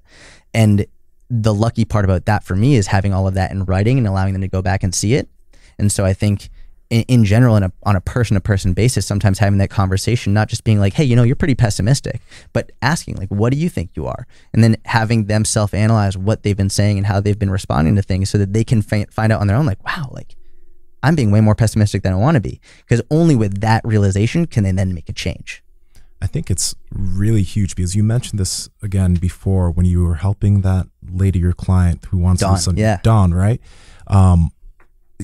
The idea of not just telling someone the answer you know, but trying to help them come across those answers. I think it's something that even I have a problem doing because in my head I'm like, oh, I know. But trying to help them come across that. How do you develop that, or where did you start to know that that was the important thing to do? So it's a wonderful question. I'm really glad you asked. I didn't come up with it. It's actually a tool. It's called motivational interviewing, and it's a tool that a lot of psychologists will use in therapy to help the individual come up with the answer on their own. Because usually we know the answer. Mm-hmm. Like we could just, hey, just do this. But nothing is as powerful as you coming up with it on your own, as you coming up with that idea as though it's your own. And it is your own. It's just sometimes it takes more work and a longer conversation to get to it. Sometimes it's not even just one conversation. It might be a series of conversations. And so when you're thinking about how to help someone come up with that idea on their own, you have to think about not what to tell them to do, but what questions to ask. It's a lot of just active listening and asking them questions that allow them to go down that. It's a much longer path and you have to have a lot of patience to do it, which is actually why it can be difficult with family members, because like a lot of times you just want to blurt out the answer, just do this already. But when you're working with clients and if you can do this with family, it's amazing. Not just telling them what to do, but ask them questions that like help them follow the path to then answer it on their own. And I think one of my best piece of advice for any coach and anyone who wants to help people is to buy the book Motivational Interviewing and read it. It's probably from a behavior change perspective the best resource I've ever had on like how to actually inspire people to make a long lasting change. That's huge. Yeah, I think the best person you'll ever interview is yourself. And so when you start to kind of reflect and go down that road, and that's all you're really doing is you're trying to have someone interview themselves, take inventory of what was being said, what are these suggestions, and then they're like, oh yeah, like I probably should do that. With like a family member or something like that, if you say you need to go on this diet, that's just like a statement, right? And it's not open to discussion. If you said, what are some things that you think you need to do to feel better? And then they might say, I really need to relax. I need to read, and say, okay. And they might blurt out a bunch of stuff that they don't really have a lot of control over that happens to them kind of on the daily. And you can then kind of break it down and say, okay, well, what are some things you have control over? Hopefully they start to kind of open up and say, yeah, you know what? I don't sleep that good. Mm-hmm. I'm not good at that. I need to get better at that. And then maybe you can suggest some strategies, and then maybe they say, yeah, when it comes to I don't drink enough water, I don't eat enough vegetables, I don't eat enough fruit. Like you start to like, okay, now we're starting to head in the right direction. Hey, did you ever think about this book? Or I can assist you with that. Mm-hmm. Or I have a friend that can help you, or however that looks, right? And there are a lot of ways to structure a conversation that I think this is probably one of the more important parts of it, is to help them find a way to argue for themselves as opposed to against themselves. And I think almost intuitively, we often do the wrong thing. So for example, one of my favorite questions to ask is like, all right, on a scale of 1 to 10, 1 being zero confidence in yourself, like you know for a fact you can't succeed, 10 being 100% confident, you're going to do this, where would you be on that scale? And they'll say, I don't know, like a 6, right? I think a lot of people would usually say, okay, so why'd you say a 6 and not an 8? The issue with that is now they start telling you all the reasons they can't succeed. They're telling you, well, I know I struggle with it, but if you say, well, why'd you say a 6 and not a 4? They start arguing, telling you why they know they can succeed. And they start literally putting this optimistic perspective in their brain, telling you, well, I've done it before, and I know if I really stick to something that like I can do it. And what they'll usually tell you in that response are the things that as a coach you need to hammer home. They'll tell you what has built their confidence. And so from there, you can really try and help them live up to their own highest expectations of themselves. Like, people like to think that they're very optimistic. People like to think they're strong and they're powerful and they're resilient. And by helping people see that they have these high expectations, that they are that person, and reinforcing that's where, like, what you do all the time is what you said earlier. What you do is you help people believe in themselves by showing them you believe in them. And it's part environment, but also part like being that person there for them. That's not necessarily telling them what they need to do, but showing them that they know what they need to do and they are strong enough and capable enough to do it, even and especially when it becomes more difficult, and they can make it through because they know they've done it before and they can do it again, or maybe they haven't done it before, but they want it enough and they're ready enough to make that change and to fight through it. When you have that support system there and that person who keeps like putting those into that brain of saying like, yeah, like I can do it, is when most people would quit. Most people would fail at whatever it is. When you can help them just push a little bit further, push that they are proud of themselves more, and that then it becomes more of a habit, more of a habit, more of a habit. How do people overcome the thing? You know, how do people overcome the excuse or excuses that they have? Usually it's like just one or two things. Usually, you know, normally it's kind of in the way. How do they get past that? That's the $1 billion question, right? Yeah. That's, you know, I wish I had a definitive answer to it. I think number one is becoming very aware of it.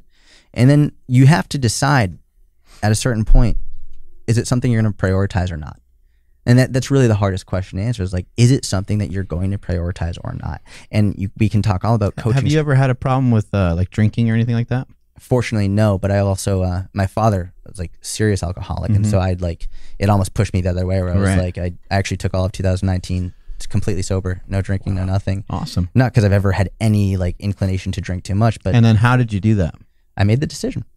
That was it. It was like, I call them bright lines where, and I should clarify. Did you previously kind of enjoy drinking a little bit here and there? What I realized was I would do it in public and like social situations because other people were doing it, and like I enjoyed it, but I was only doing it because other people were doing it. I would never do it by myself. And I was like, why am I spending money on something that I'm not really enjoying that much? Did you stop hanging out in those same kind of circles, or what? Or did it look differently? Same people, but it was the bright line. I was like, for 2019, I'm not drinking. Period. End of story. And I think it's one of those things where when you, this is probably my biggest gripe with flexible dieting. Keep in mind, I'm a huge flexible dieting proponent. One of the biggest issues I see with how people promote it is that you should never restrict ever. I'm like, what are you talking about? Would you say that to an alcoholic? Like, would you say, like, we have to realize, like, in some aspects of life, restriction is very helpful and very important. And creating these lines in the sand that are, Makes your mind really powerful. it makes it so much easier. Yeah. Because it's a yes or no. And when you make it a yes or no situation, keeping in mind, yes or no doesn't mean good or bad. It just means I've made this rule with myself for this period of time because it's important to me. And treating it as a challenge, treating it as this is what I'm going to do. And people automatically have some of those rules already built into them that just don't even know it. That's you know, like if someone bumps into me like on the street, like I wouldn't care because that's not a line for me. I don't care if someone, even if they hit me pretty hard, I don't care. I don't care. Now, if somebody like did that to my child or something, then I'm, you know, going to be really fucking pissed off, and I have no idea what I would do. But you have these things kind of built into your system, right? Yeah. And I think it's important, over communication with people in your life, coworkers, friends, family. One rule, one bright line that I have in my girlfriend is we never go to bed before we've settled a disagreement. Right. Like, we're not going to go to bed angry. That's very healthy, yeah. And it's like we cannot do that. So whatever happens, no matter what we're feeling, we have to discuss My it. wife and I are the same way, and we both have stood in front of each other for like an hour, and no one said anything. Like, you could just, you know, the tumbleweed could go across the room, you know, like an old Western or something, right? And we've just been like, we just know we need to resolve. I don't care what time it is, you know, and it'd be like midnight, and we're like, fuck, we need to go to bed, but this is worth it. you would resolve it in the morning. You'd feel a little bit better, and That's then everything would be fine-ish later on, you know? And I think with exercise, with nutrition, with fitness, with business, with whatever, it's like same thing with content, right? It's like the reason that I am so consistent with content is because that's a bright line for me. It's like, I have to make content. It's not like it's not flexible content creation. It's like, no, this is what I'm doing. Like, I'm going to do it. Like, period, end of story. It's I think it's really important and very powerful when you have so many options to choose from. you get, decision fatigue, and it's like you don't know what to do. So you often opt for the easier emotional response rather than the harder, but probably better logical response. And so I think in that becoming more intuitive with stuff, becoming a habit, you have to make a hard line in the sand and say yes or no sometimes in order to help you make the right decisions until it becomes a habit. What about something like binge eating? Have you had an issue with that before? Yeah, big time. Wrestling growing up, my freshman year of high school, I started wrestling at 8 years old. Made varsity as a freshman, and I was cutting from 112 pounds to 103 pounds every week, sometimes 2 or 3 times a week for competition. And it's one of the things when you're in that environment, like you're a kid and you don't know, and also everyone else is doing it, so you don't think it's an issue. You think, oh, this is just part of the sport. Got to do it for the team, whatever. Just to stop you just for a second, Andrew and I, we were just in here talking the other day, and a guy walked by. Right next door to us is a uniform place for police officers. Mm-hmm. And the guy was walking into the place, or walking out of the place rather, with a bulletproof vest. And I'm like, that's just part of that guy's day to day. Yeah. Like that, how dangerous of a job. Like you can't even have the job unless you got the bulletproof vest. Right. But I think a lot of times our sports can be that way too. You just don't even think about how damn dangerous, this next squat could be, or this jiu-jitsu practice could be, right? Absolutely. And you could even carry that over to like how you're brought up as a kid in your family. Is exercise part of your family routine or not? It's just how you're brought up. It's like what life is like, and it becomes routine. It becomes normal for you. But yeah, so binge eating became something I seriously struggled with. And it actually, for me, I started intermittent fasting when I was 17 years old. I used Ori Hofmeckler's warrior diet. Yeah. For wrestling. Yeah, that's awesome. And at the beginning, it was amazing. The issue was when you struggle with binge eating, intermittent fasting can exacerbate more binge eating. Because he says really get after it, right? Not one meal. He says to go hog wild. He's like, you fast for 20 hours, and then he's like, eat as much as you want. Oh, God. Eat as much. And I was like, really? Yeah, 17 years old. Like, yeah, eyes go big. God. I was like, that's crazy. And for some people, it works incredibly well. Generally speaking, with people who struggle with binge eating or disordered eating, not the best bet, because they'll save their calories for a shorter window so they can then binge. It just exacerbates that habit. So I struggled with that for years. And for me, the best thing that helped me get over binge eating was eating breakfast. It was like, I have to eat breakfast every day. Because a lot of times what people will do when they binge is they'll say, people binge in private. People aren't binging publicly. They're not like with their friends, oh, all right, let's go like binge eat. They a lot of times people who struggle with binge eating, their friends will be like, well, this person, they eat very little. Like they never eat when I'm around. Like I barely see them eat anything, but they're struggling with their weight. And that's oftentimes their argument for starvation mode. Like everybody eats very healthy here at Slingshot headquarters, around each other, right? And then we all go home and do our own, separate things. And I'm not that anyone's like really like binging and going crazy, but that's where all of our stuff that we don't want everybody else to see us eating is, right? That's right. You only see what people allow you to see. That's right, it. Right. And so, I mean, what binge eaters will do is they'll go home, they'll wait. I mean, literally, I've spoken to people who, I have this one woman in my inner circle. She's like 18-year-old girl. She lives in Hong Kong, and she's like struggled with binge eating for years. She literally waits until her entire family is sleeping in the middle of the night. She'll go up and she'll go nuts. And what actually helped her was, and I did this on a podcast with her, I gave her a 30-day challenge where I was like, you, number one, have to eat breakfast. And number two is, in the middle of the night, when that urge comes on, just wait 20 minutes. If you still want to binge, go for it. Go nuts. But if you don't after 20 minutes, just go back to bed. She hasn't binged since. And a lot of times it's just that very uncomfortable feeling in the middle of the night when you want to go do it. But I was like, just wait 20 minutes, just wait. Feel that uncomfortable feeling, get used to it, and then it dissipates. And getting people to feel comfortable with just not letting the emotion dictate their action immediately. Just allow the emotion to sit, make it more logical, and then try and find your way out of it. And so that's what I did. I started eating breakfast, and I remember I looked myself in the mirror. I was in my mom's apartment in Chelsea, Massachusetts. I looked myself in the mirror. I was like, I got to stop this. I was like, this is not okay.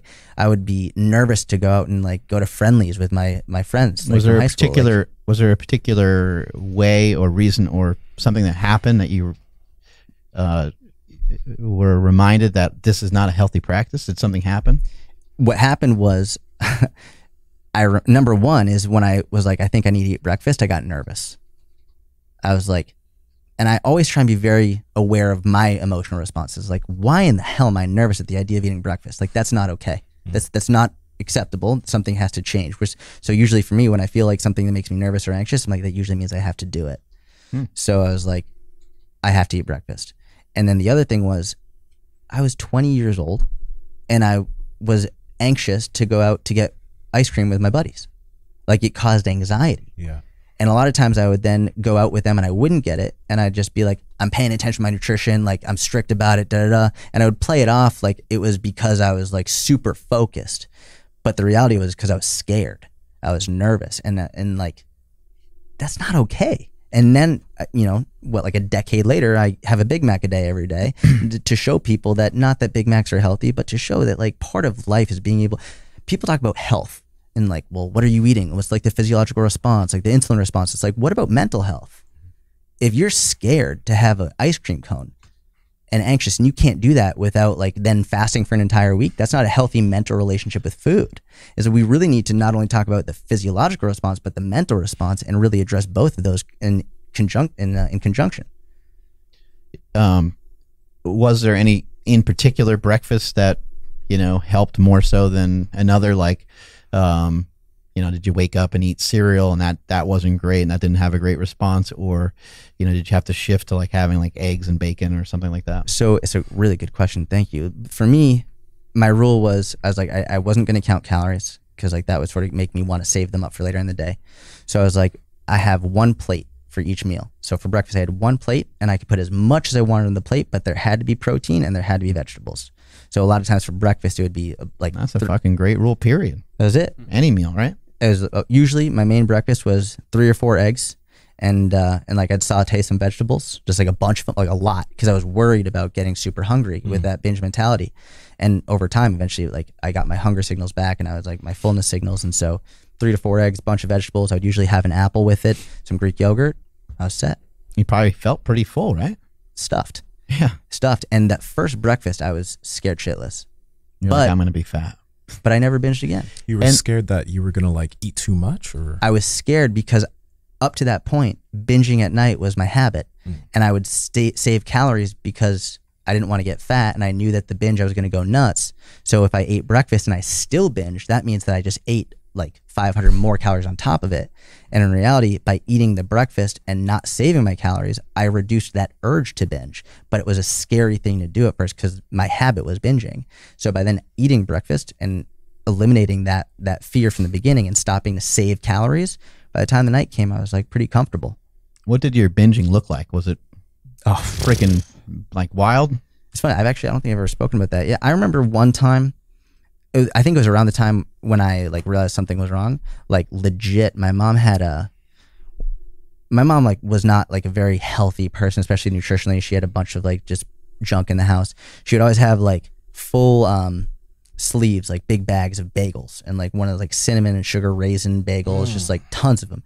And I literally ate an entire. Those are delicious. I ate like 8 in a row. Oh my God. I ate 8 in a row. Like a world record. But that wasn't even all I ate. Like I ate more than that, but I literally.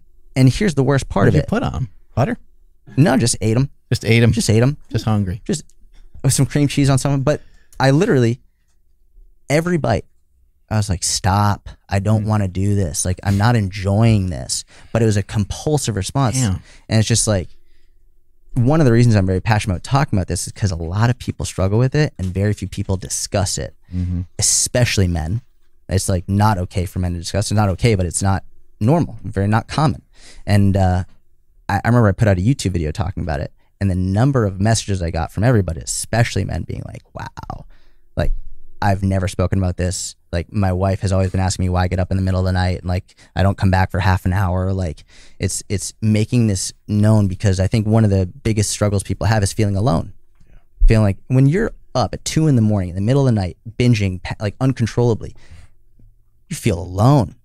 And then you make it a secret, and then nothing good's happening. Nothing good's happening. Then the following day, you try not to eat at all to make up for the damage, and then you just perpetuate the cycle. And you just not just not eat at all, but you got to do fasted cardio, right? Yeah, it's a terrible feeling to feel alone, like that feeling that nobody understands you, nobody will get you, nobody will accept you. The feeling that you're just like doing so many things wrong, and then when people that have families that feel alone, just because they kind of have fallen into this trap. And so for me, I think one of the biggest parts about making content is helping people realize they're not alone. It's like doing everything. If that's the only practical application that people get from a piece of content, it's a huge win.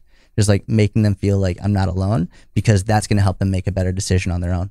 Yeah, they're like, oh shit, someone else out there is doing the same weird stuff I'm doing. I thought I was just a weirdo. That's it. Yeah, that's right. We talked on this podcast before about masturbation, and it's like, you figure masturbation would be something that men would talk about often, but for some reason as guys, like, we just don't get around to talking about any like emotions or addictions, or we just, I don't know, you just kind of tend to sweep things under the rug, and it's not a big deal. You know, I'll stop watching porn tomorrow.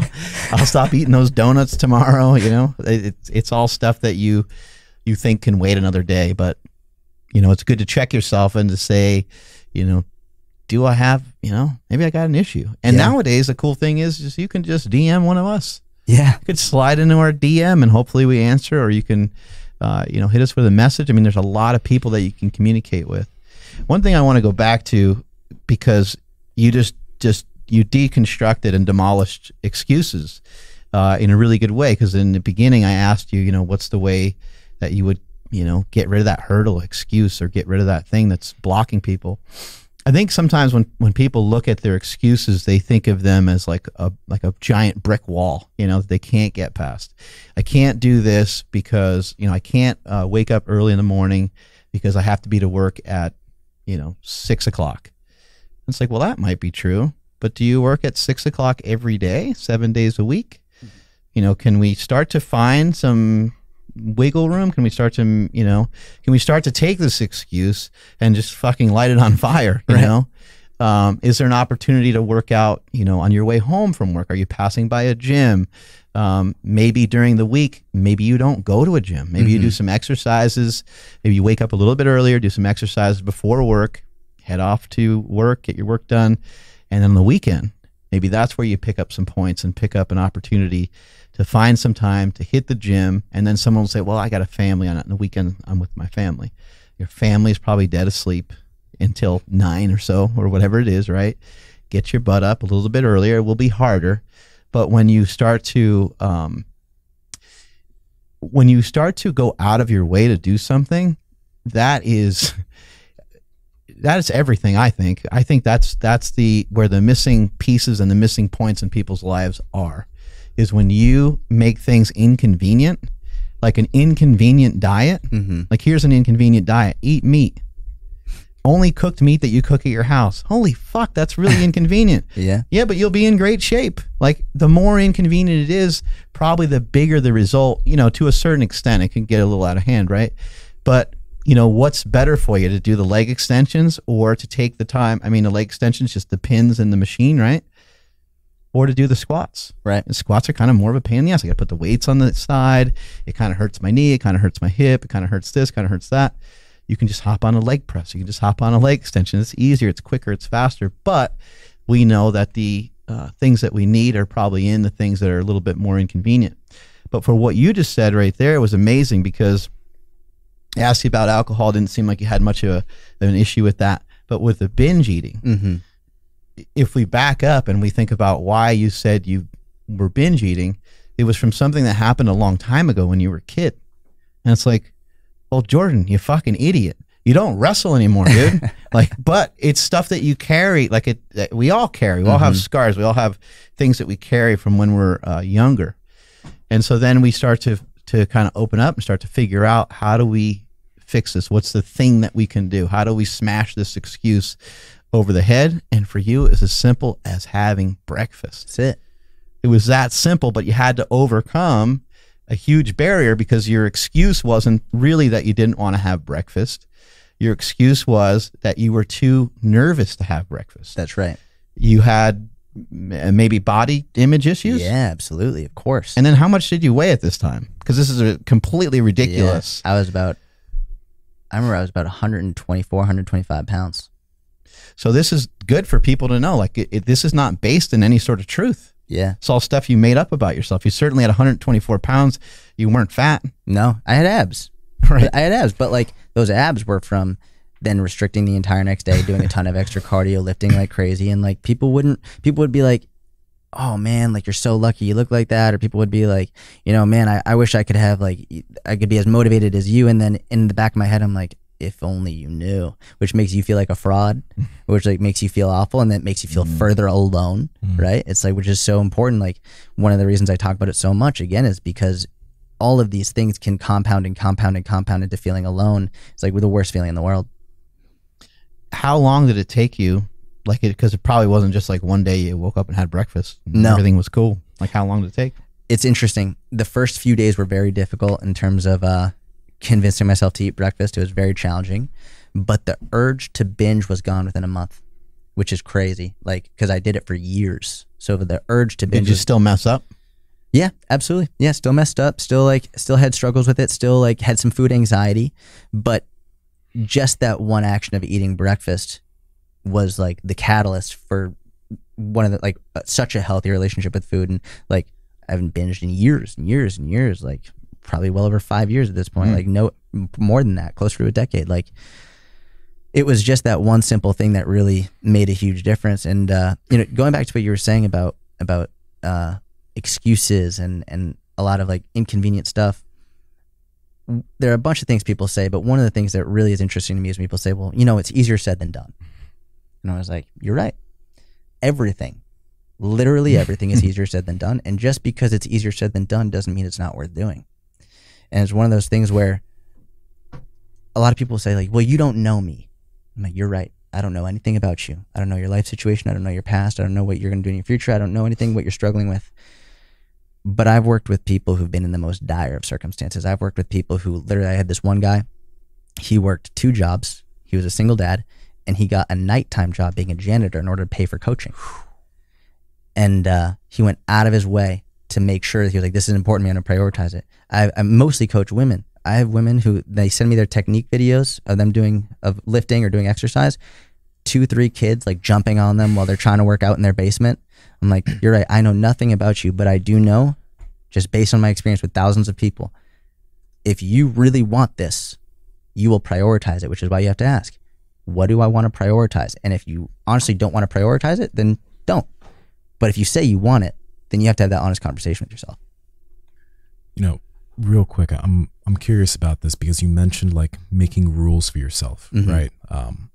Now, you said that you started eating breakfast and that was one of the things that got rid of the binging problem. But do you have any like foods that you kind of just like stay away from because you might go wild, or that's not the case with you anymore? Because I know even for myself, I have certain foods that I don't buy and certain things I just don't keep in the house because I know if I have one, I'll have a lot. Yep. Pretzels. Oh, okay. Pretzels. And keeping in mind, I don't think there's been a time in years that I haven't had pretzels in the house. But for me, it's like I have enough self-control where it's like, if it's there, it doesn't mean I'm going to eat it. But when I eat it, then it's the whole bag is gone. So actually, Rico was talking the other day. He's like, do you want pretzels? And I'm like doing some experiments with blood pressure and looking at like salt intake. And I bought a blood pressure monitor off Amazon to monitor mine and see what happens. And anytime I have significantly more salt, it'll spike up. So he was like, do you want some pretzels? And I was like, no, I'm good. He's like, really? Because usually I'll say yeah. And I was like, no, I'm good. Like I don't want them. But I made the rule with myself. I was like, for this amount of time while I'm doing the blood pressure monitor experiment, like I'm not gonna have pretzels. And they sit there. And like I just got a huge shipment of like Quest chips, sent me a bunch of Quest chips, which I love them. But one bag is 15% of your sodium intake. I was like, no, I'm gonna stay off until I'm done with this experiment. It's for me, it's the act of making this rule, this bright line with yourself. It's very powerful. It's just like, and it's difficult. And yes, it's easier said than done. But just because it's easier said than done doesn't mean it's not worth doing. And if you can make this rule with yourself and stick to it, and which is one of the reasons I like challenges a lot. It's like 30-day challenge, do this. You learn a lot about yourself during some of those challenges. It's also just like, as a side note, very easy. For whatever reason, if I go out to a party or whatever with friends and they're like, do you want something to drink? I'm like, no, I don't drink. For whatever reason, they think it's okay to be like, come on, like whatever. But if I say, you know, I'm doing a 30-day challenge or whatever challenge, 2019 challenge to not drink, all of a sudden like, oh, cool. And not only that, sometimes they're like, wait, what's this? Yeah. They're like, oh, and then they'll get their other buddy, be like, hey, he's doing this challenge. Like, maybe we should try it. Like, you want to try it?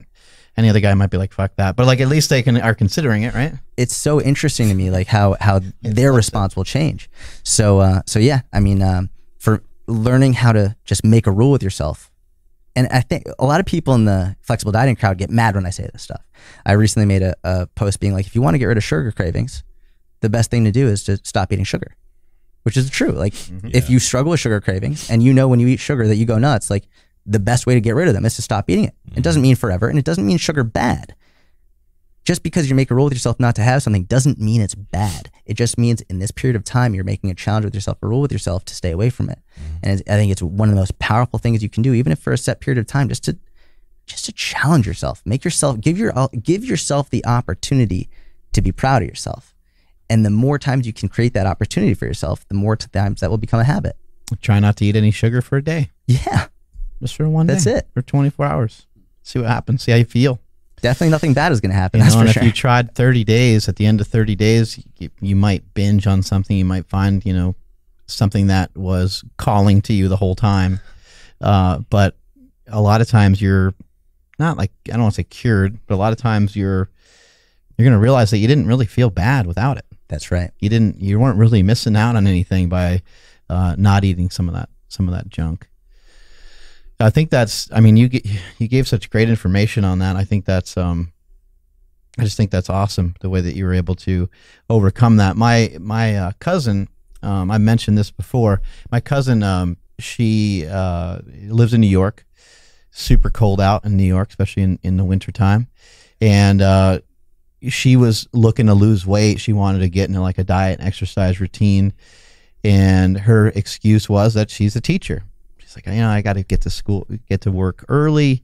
And, I got to, it's hard with traffic and these different things, right?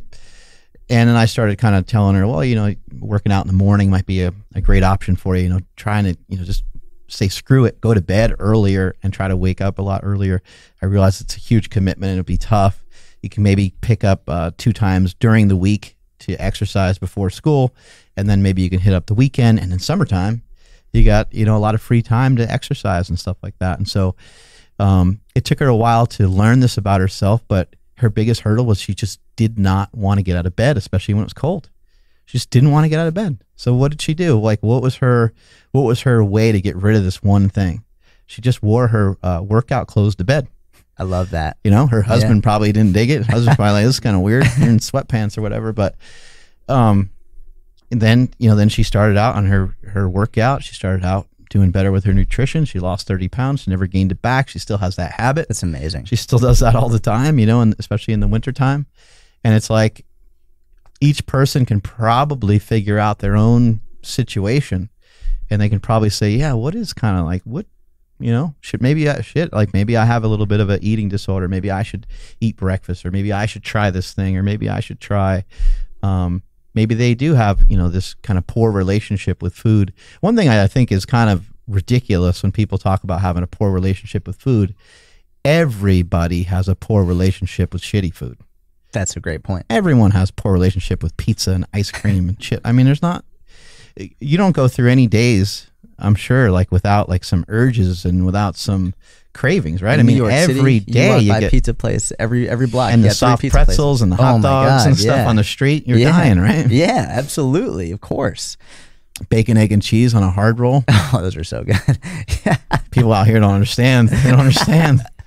Those are too hard to. I get one every time I go to New York. 'Cause On a it's just- hard roll? I What's a know. hard roll? I know they don't. No one understands the hard. It's hard to explain. Like, why would you want a roll that's hard? You're like, I don't know why it's called a hard roll. It's actually soft. Yeah, it's a but- soft one. Okay, that's Or like if you get a buttered roll in New York, there's Yeah. so much butter on there, you can't even believe Put it. half It's a like, steak on it. yeah, they pour it on big time. I'm so hungry now. I know that happens to us every time. What's one of your main goals with some of the information that you're sharing out? You did just say like you think it's important that people hear messages that maybe they otherwise haven't heard before. When it comes to specifically some of the stuff I see from you, there's a lot of humor brought into the mix, and there's a lot of like you're wearing a wig and you have different personalities. There's a rabbi in there and Yeah. all these other things going on, and there's challenges. And what are you trying to accomplish? What are you trying to do? My main thing I'm trying to do is there's a lot. Number one, it sort of goes back to what I was saying about the people who find me from the Harry Potter references who aren't interested in fitness at all, is I want to make fitness accessible to everybody. I think this is something a lot of coaches say, but they don't necessarily know how to do it in a way that's going to make it easier for people, lower the barrier of entry, but not just lower the barrier of entry, but also do it in a way that makes it fun. It makes it enjoyable. Not dogmatic, not like there's one way, this is the only way, but doing it in a way that, this is probably the best way to put it, doing it in a way that allows people to get momentum rolling in whatever capacity that means. To take one step, just to do one thing that maybe they haven't been doing, maybe they didn't even know they should be doing, that they could be doing, they had the ability to do, just to do one thing, get confident in that, and then that momentum will lead to more and more and more. It's why I could not be a bigger proponent of walking. I could not be a bigger proponent of just making walking a habit, because from that comes so much. Just like, and we were talking about earlier on the walk, like some people, they're very binary with it. You're either going to work out 3-4 days a week or not at all. And like, well, I can't do this program, so like, what's the point? It's like, if you knew the physiological benefits of walking for 20 minutes on a cellular level, you would shit. You'd be like, that is the dumbest thing to say. If you can't go to the gym 3 or 4 days a week, you're just going to do nothing at all. It's so outrageously illogical and stupid and short-sighted. And I just want people to walk, because from that walking, number one, the massive benefits from it physiologically, but also psychologically and emotionally and behaviorally, what happens from that walk. It's like, there's so much that comes. So that's all I want to do, is just make it in a way that people enjoy watching me talk about fitness, so that they get more ideas. It's something that they're not just like sitting through like this. They're like, just like, okay, I don't want to watch it. They're not even paying attention. They're just sort of watching it so they can say like, that's their check in the box. Like, all right, watch my fitness stuff for the day, but they don't actually remember anything you said. So it's like giving people the opportunity to learn one thing that they can do in an enjoyable way, so that they can start getting their lives better and more healthier for themselves, for their family, for their business, for their friends, for everything. Do you feel like there's a bell that you have to unring in the fitness community? Like, do you feel like there's some just stupid fake truths that people people adhere to that have them anxious and have them too worried about what they eat and stuff like that? Yeah, I mean, there's a million. There's so much. I always say, like, someone asked recently, what's the difference between when you first got in the online world in 2011 versus now? And I say, in 2011, when Instagram didn't exist and Facebook was still relatively new, and the main way people got fitness information was in long form articles, I was like, people didn't know what to do. Like, they just didn't know where to go, what to do. There's a lack of information that was readily available. Now there's so much information that they just don't know who to trust, and they don't know what's right. And it creates a lot of confusion, and that leads to inaction. And so, I mean, there's a bunch, whether it's like, I made a tweet once that people loved it. I was like, some people say, don't eat carbs because carbs make you fat. Some people say, don't eat fat because fat makes you fat. Some people say, don't eat protein because protein's going to hurt your kidneys, and also too much protein turns into fat. Some people say, and then I said, but so basically just don't eat anything at all. But also that makes you fat because starvation mode. It's like, there's so many myths out there. It's like, the reality is, that's why I like to go back to don't eat like an asshole. Like, we know what that means. Like, we know what that means, but don't be an asshole to yourself when you do eat like an asshole. So my way of saying, do your best to eat the highest quality food, the most fruits, the most vegetables, the most like high quality proteins on a consistent basis, but don't allow yourself to guilt yourself or get anxiety or feel bad for enjoying a slice of pizza at your daughter's birthday party. Like, that, there has to be balance. And I think one of the aspects of creating balance is through letting people know, in order to create balance, there has to be periods of unbalance. You have to toe the line to know like where, like, okay, this is too far. It's like, and realistically, if we really break it down, I don't know if I would have such a good relationship with food now if I didn't go so far with binge eating. Like, number one, I don't know if I would, and I definitely wouldn't have been able to help as many people, because I wouldn't understand the psychology of it. I wouldn't understand the behavior of it. I might understand, like, look at the science of what happens when you binge eat, but it's sort of like strength training. It's like, it's one thing to know how to get stronger. It's another thing to actually like get really strong. Like, the mentality of it. It's you can understand the science of strength training, you can understand programming, but lifting 500 pounds is very different than talking about lifting 500 pounds, the psychology of it, like the fear of going to the bar and like worrying about, are you going to hurt yourself? Like, how do you handle with the psychology, the behavior aspect of it? So I think one of the best ways to actually create balance in your life is to sometimes go to the extreme, and then, okay, I know where the extreme is now. Now I can come back and learn where that balance is. What is one of the more inflammatory posts that you posted that maybe people may have misunderstood? That's a great question. Oh man, let's see. I mean, usually a lot of stuff I see, the responses are usually pretty darn positive. Yeah, And it's usually you making light of, like I love the carrot thing the other day where, somebody was asking the question about like, are carrots making people fat? Like that kind of stuff is amazing because it's like, well, let's just really think about this for a second. I don't really think there's a problem with carrots. I don't think there's a problem with, vegetables, or I think there's major problem with just people, finding things that taste delicious and they overdo it on them. Right? yeah. I mean, I think it's interesting. Like the people who will, especially after a period of time, people will, if they like you, they'll follow you. If they don't like you, they'll unfollow you. But I think a lot of the biggest negativity and inflammatory responses that I've gotten have come around. Oh, I know for sure. Saying a calorie is a calorie. People lose their shit when I say that. Like people get really mad. No, it's not. They get really mad, and it's funny. I've offered to debate people. I've offered to pay people to debate me on it, and no one's taken me up on it yet.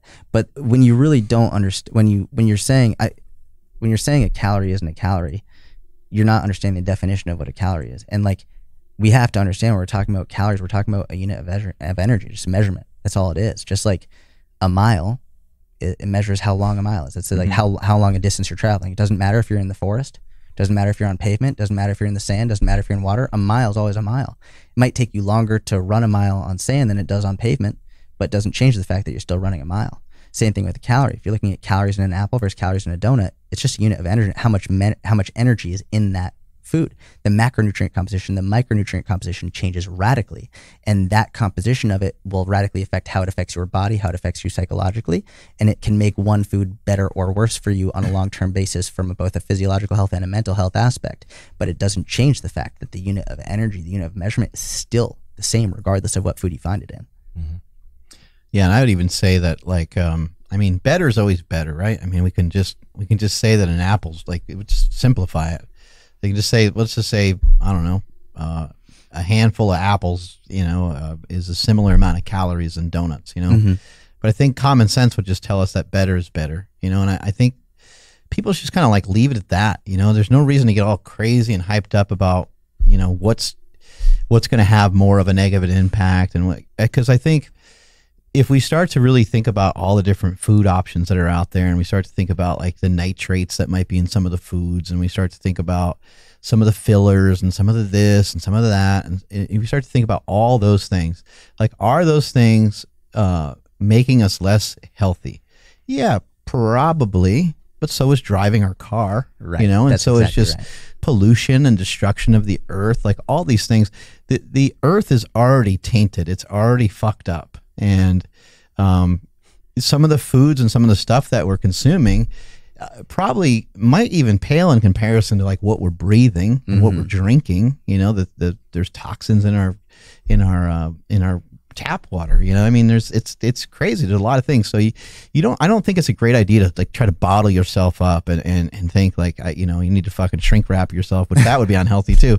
But you think you're going to like wrap yourself up in something and protect yourself away from everything just because you had, grass fed, farm raised omega-3 fucking eggs or beef or whatever the hell it is. It's that if you believe that helps you, then that's awesome. And that's what you should lean towards and go towards that.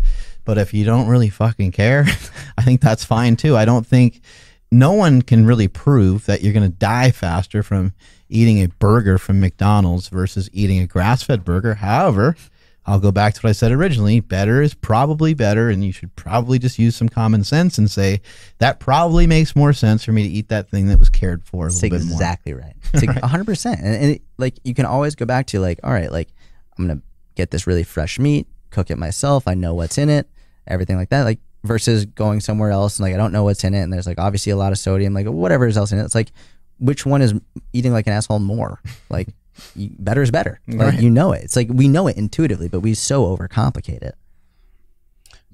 I'm curious about this in terms of like where you are now, as far as like the people you coach in the online type business. Do you work with anyone in person other than like when you worked with Gary, or? So right now it's all online. It's all online. occasionally I'll have people, if they're traveling from either out of town or whatever, they'll say, could I do a one-on-one session with you? And I'll do that. But because I travel so much, and because like I have so much other stuff going on, it's hard for me to commit to coaching in person right now on a consistent schedule. But I coach for years and years and years in person. And I very much believe for anyone who wants to be an online coach, being an in-person coach will make you a better online coach, but being a better online coach will not make you a better in-person coach. So I think coaching in person is the best way to get actually better at coaching. How did you build that? Like, because have you been doing online for a long time? And how did you like transition From in-person to online? from in-person to online? So from wrestling, when I was cutting from 112 to 103, I was a freshman. I was like 13, 14 years old, going up against 16, 17, 18-year-old kids. So I technically was a good wrestler. Endurance-wise, I was a good wrestler. But strength-wise, going up against those older kids, didn't have it. So I wanted to learn how to get stronger while I was losing weight for wrestling. And I applied to intern at a gym nearby. Actually, the first gym that I applied to said, no, our clients don't want a high school kid walking around. So I applied to another gym. Turned out to be a huge blessing because they were huge fans of Louis Simmons, huge fans of Eric Cressy, huge fans of Dan John, huge fans of Pavel Tsatsouline, and they were very science-based. So from 14 years old, I was in a very science-based gym. And so that's really where I started coaching. And so from there, it's like I just became obsessed with it. I was reading everything, going to seminars, learning from a really young age and coaching people for hours and hours and hours. And when I went to Westside, got my website, started writing, and it was 2011, July 2011. Online coaching wasn't really a thing then. There were some people doing it, but it wasn't big at all. So when I started my website, I didn't even know a business was possible. I didn't know PayPal existed. I was just making content, and slowly and surely people started to reach out and be like, could you write my programs? And I would do it for free. I was like, yeah, I love this. And I remember the first time someone reached out and they were like, how much do you charge for online coaching? It was this woman from Brazil. And I was like, $300, just made it up. And she was like, okay, how do I pay you? And I was like, oh my God, that's crazy. And so I Googled like how to make payments online, found PayPal. And over time, I built my online coaching business in college, basically literally just writing content online. People would find me, and like I wasn't advertising one-on-one coaching, but people would ask. And so by the time I got out of college, I had an online coaching business. And then I moved back to Boston. I was going to University of Delaware, moved back to Boston. I was coaching in person, and I was doing that for the better part of 6 months. Did not like the guy I was working for, really dogmatic, very like old school. And so I made the decision. I was like, I have enough online where I can do it myself. So I moved in with my mom, just did online stuff for the better part of a year and a half, and until the point where I had enough of an online support that I could go off on my own. And actually I moved to Israel, and I was in Israel for a while, just like working on my online coaching business and building it up, making more content. And I will say, I think one of the really important factors that allowed me to switch online was the people who were my in-person clients. I still have people that I coached in 2013, 2014 that are online clients that like, they've just stayed with me because we developed such a deep connection from that in person. I think transferring people from in person to online, first what I started to do was I would say, I'd be like, listen, like if I was training them 4 times a week, number one, that's a lot of money on their end in person. And I was like, hey, I'm doing this online coaching program. How would you feel about if we met 2 times a week? And then the other 2 times, like I still wrote your program for full, but we'd communicate via email. And I'd be like, it's going to be way less money for you. And it's like helping me build my online system. They're like, great. And then from 2 times a week to 1 time a week.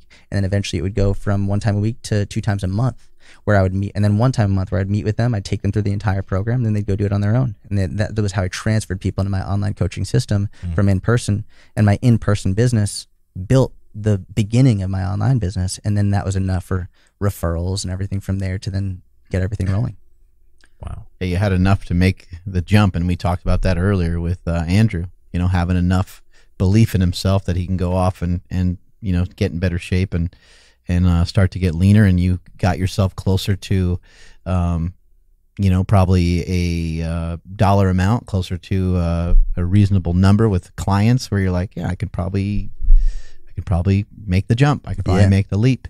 And I think that's where a lot of people get hung up, is they're like, when would I know? Or like, you would just know, like you're going to know, because you're going to feel, you don't want to wait around until you feel totally 100% comfortable. It should be a little bit of like, I don't really know how it's going to, it should be a little bit like that. Scary. Yeah. Yeah. It should be a little bit scary, but there should be enough of a net there to where you feel comfortable. You feel like you're close enough to that take on that next thing. Even for myself with bodybuilding, like I would have never done a bodybuilding show if I wasn't already in halfway decent shape. Right. I would be like, I don't think I wouldn't have the belief in myself to even attempt it or try it.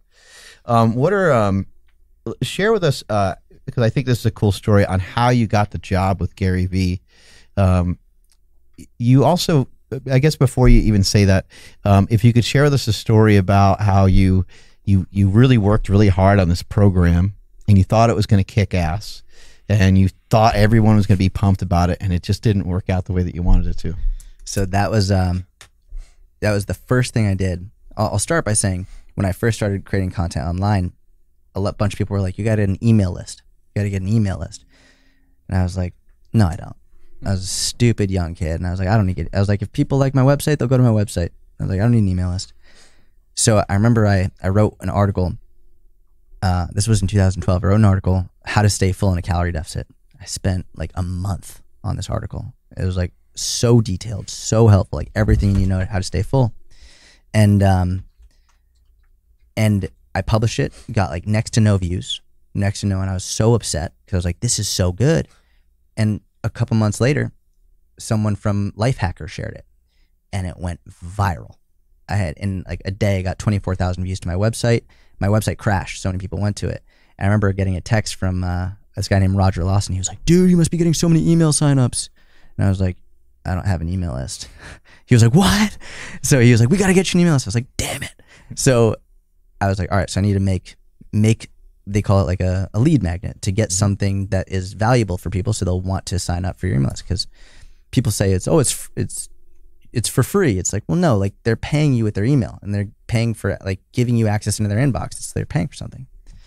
So I was like, all right, you know what? Like I'm super into like optimal warm-ups because I'd been like studying Eric Cressy stuff and the anatomy and physiology. And I was like, all right, I'm going to make the most incredible warm-up manual. And realistically, I think probably it is one of the most incredible warm-up manuals. It's so in-depth, so like intensive, so meticulous based on every single body part and joint and movement, mobility, stability, blah, blah. I went nuts on it. And I made this whole thing. I was super excited about it. I put it out there. I was like, it's free, guys. It's free. Like, just put your email in, you get it for free. And not one person got it. Not one person. I was like, what the fuck? I was like, this is free. Why aren't you getting it? And then like later, obviously, it's like, well, no one likes warming up. Like, no, why are they going to get this? Like, why would they get something they don't want to do anyway?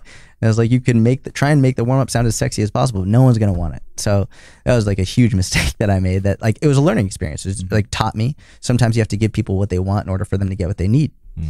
It wasn't a failure. That was a learning experience. And then you also wrote an article, and this is how you ended up with the job with Gary, right? Yeah. So I love this story because it's very much Gary's thesis. And actually, one thing you said to me when you were on Gary's podcast, we met, you're like, you'll never know what piece of content is going to change your life. In 2012, I published an article that is, to date, one of my least viewed, least liked, least shared articles. It was an article about 3 ways to improve your posture when you're working at a desk. And, it's just like good information, but no one cares. Like no one cared about that one. Like it wasn't something people cared about, but one person commented on it. And like I try and reply to as many comments as I can. But back then when I would have 20 views a day on my website, 10 of which were my mom, the other 10 of which were myself. Like anytime someone commented, I would go over the top. I would go nuts. I'd give them the most in-depth answer. So one person replied, and he was in finance, living in Minnesota. I think he was actually in Chicago at the time, but from Minnesota. And he just asked me a question. I replied to it. I didn't know who he was, just a random guy. But several years later, that guy ended up switching to health and fitness and becoming a coach. He ended up moving to New York City for a fitness internship. And through that fitness internship, he ended up meeting Gary Vaynerchuk. And that guy became Gary Vaynerchuk's first personal trainer. And then when his term with Gary was up, Gary was like, who's going to be my next coach? And he was like, I think I know a guy. He's living in Israel. And that guy, his name is Mike Vacanti. And he's one of my best friends in the world. And the only reason that I got the job is because, number one, I wrote that article. And number two, I responded to him. I replied to him. I helped him out. And from there, he trusted me. He followed all my content. He liked it. And because Gary had a lot of mobility issues and a lot of pain, and Mike knew that that's a specialty of mine, especially working with Eric Cressy, he was like, I know the guy. And that was it. That's how I got the job. I know a guy that's got a fucking sick warm-up manual. Gary, you will not believe it. It'll knock your socks off. You're going to love it. Oh, man. It's one of my favorite stories because so many people will just see what I have now. They're like, oh, so lucky. Like, whatever. That's like, you don't, like, I've been doing this every day since 2011, since July 2011. It's like, you only see the successes. Most people don't see, they might see the failures, but they don't remember the failures. They only remember like when they're comparing themselves to you, and they think like, oh, that person's just doing so well. That's so sick. I'd love to do what you're doing. You're like, no, you wouldn't. Like, no, you would. Like, obviously, like, you do feel blessed and stuff, but there's an old story about a golfer who, like, this guy, you know, says to him as he's just knocking these balls out of the park, he's just smashing them and has a beautiful stroke and everything. And the guy walks up to him and he just kind of caught the guy on like a not a good day. And he's like, man, I'd love to be able to drive the ball like you. And he's like, no, you wouldn't. You know, like, you would like to only do it like if it was easy, probably. Like, if it was easy for you, you'd probably enjoy that. But if your hands were bleeding, if you had the calluses, if you hurt your back as many times as I have, like, and if you're doing it in the rain and doing it when you don't want to do it, and you're, you know, the guy kind of like went on and on. But yeah, it's a good point. That, you know, there's a lot of things that happen, and it takes a lot to get yourself to be able to be recognized by somebody like Gary Vee. What is the coolest, most impressive thing that you've ever seen Gary Vee do? You know, besides push-ups and a slingshot, obviously, which he does love that. I would say, and this is again, it's, you know, it's not sexy, it's not fancy, but that dude works harder than anybody I've ever seen in my life. Not just one day or 1 week, but I coached him 7 days a week for 3 years straight. And for 3 years, I mean, he didn't stop. It was just like, that's what he does. That's what he does. It's just like, and people look at him like, oh man, like, I would love what he has. And it's like, well, no, you wouldn't. Like, that guy gets next to no sleep. He is in charge of over 800 employees. He's putting out fires constantly and still staying the most optimistic person I've ever met in my life. It's like, if anyone, like, people see what he does online sort of, but they don't really understand. It wasn't until I actually got his schedule, I got on his Google Calendar, and I was like, before I started working with him, they added me to the calendar so I could see what was going on. Every minute of every day is booked from 5:36 in the morning until midnight, 1, 2 in the morning. It's like, yeah, I remember you telling me that, like, showers were on there. Yeah, showering, travel, like driving to work, like everything. And like who has a shower written into their schedule? Every day. It absolutely crazy. But that was probably the best lesson I learned from him too, is like, when I started working for him, I thought that I was working hard. And I think I was, like, working decently hard. But when you're around that, it's like being around like world record lifters, like high level jiu-jitsu athletes. Like, when you're around the best of the best of the best, just being around them makes you better, because like, you realize you could work so much harder. But you're seeing it day in and day out, and I think that's the important thing. You know, it's not like you trained them for 3 days. You know, you've been around them, you've been in car rides with them, you've been in airplanes with them, you've been, you know, all over the world with them, really, and you had firsthand experience of seeing that every single day. What is kind of he seems, you know, I had the opportunity to meet him and stuff. He seems like a really cool guy, but he seems very genuine. He seems like he does give a shit. He seems like he cares about people. What's kind of the coolest thing you've seen him maybe do for somebody else that you maybe had an opportunity to witness? You know, actually, or even for yourself? No, that's a great question. Like, no one's asked me that. And the first thing that comes to mind is something I've never even told anyone. It's a really cool story. I remember one time, I think it was early on, we were in Canada, I believe. He had just given a huge keynote. People went nuts. It was great. They always do. And he's in the back of the car, and he's DMing. He's just answering comments, like, not talking to anybody. And he gets a message from a random person. And the random person is like, just basically saying, hey, I don't have the money to your next keynote. Like, I think I'm in this city and like, I can't go. And Gary was like, I'll get you a ticket. But he didn't screenshot it and put it on his story. Mm-hmm. He didn't tell anybody. Like, he didn't like make this like a big deal. Just, he did this for this one person without saying anything to anybody else. And I remember him just like, we were talking about it. He's like, people don't know 90% of the things that I do, which is like, includes like his business and everything else. But it's like, most people, they can't do one single good act without wanting to shout about it on social media and get recognition for it. And I think one of the coolest things about Gary is he'll do it because he loves to do it, not because he needs the recognition for it. And, you know, I learned a lot from that. And it goes to, you know, there are always people who are like, never discount your stuff, never give stuff away for free. And Gary's just the complete opposite. He's like, I'll do everything in my power to help anybody and everybody that needs it without charging. And he's like, obviously it's good to charge and to make money, but, you know, I think one of the things that makes Gary and all humans in our nature to help other people. And he really goes out of his way to help people in every capacity he can. They seem like maybe opposites, but is there any similarities between Gary Vee and Louis Simmons? They're both psychotic in their own ways, that is for sure. I mean, I think it's a really good point. We were talking earlier. Louis once told me, he was like, when I stop lifting, I'll die. It's like he lives to lift. Like that's his life.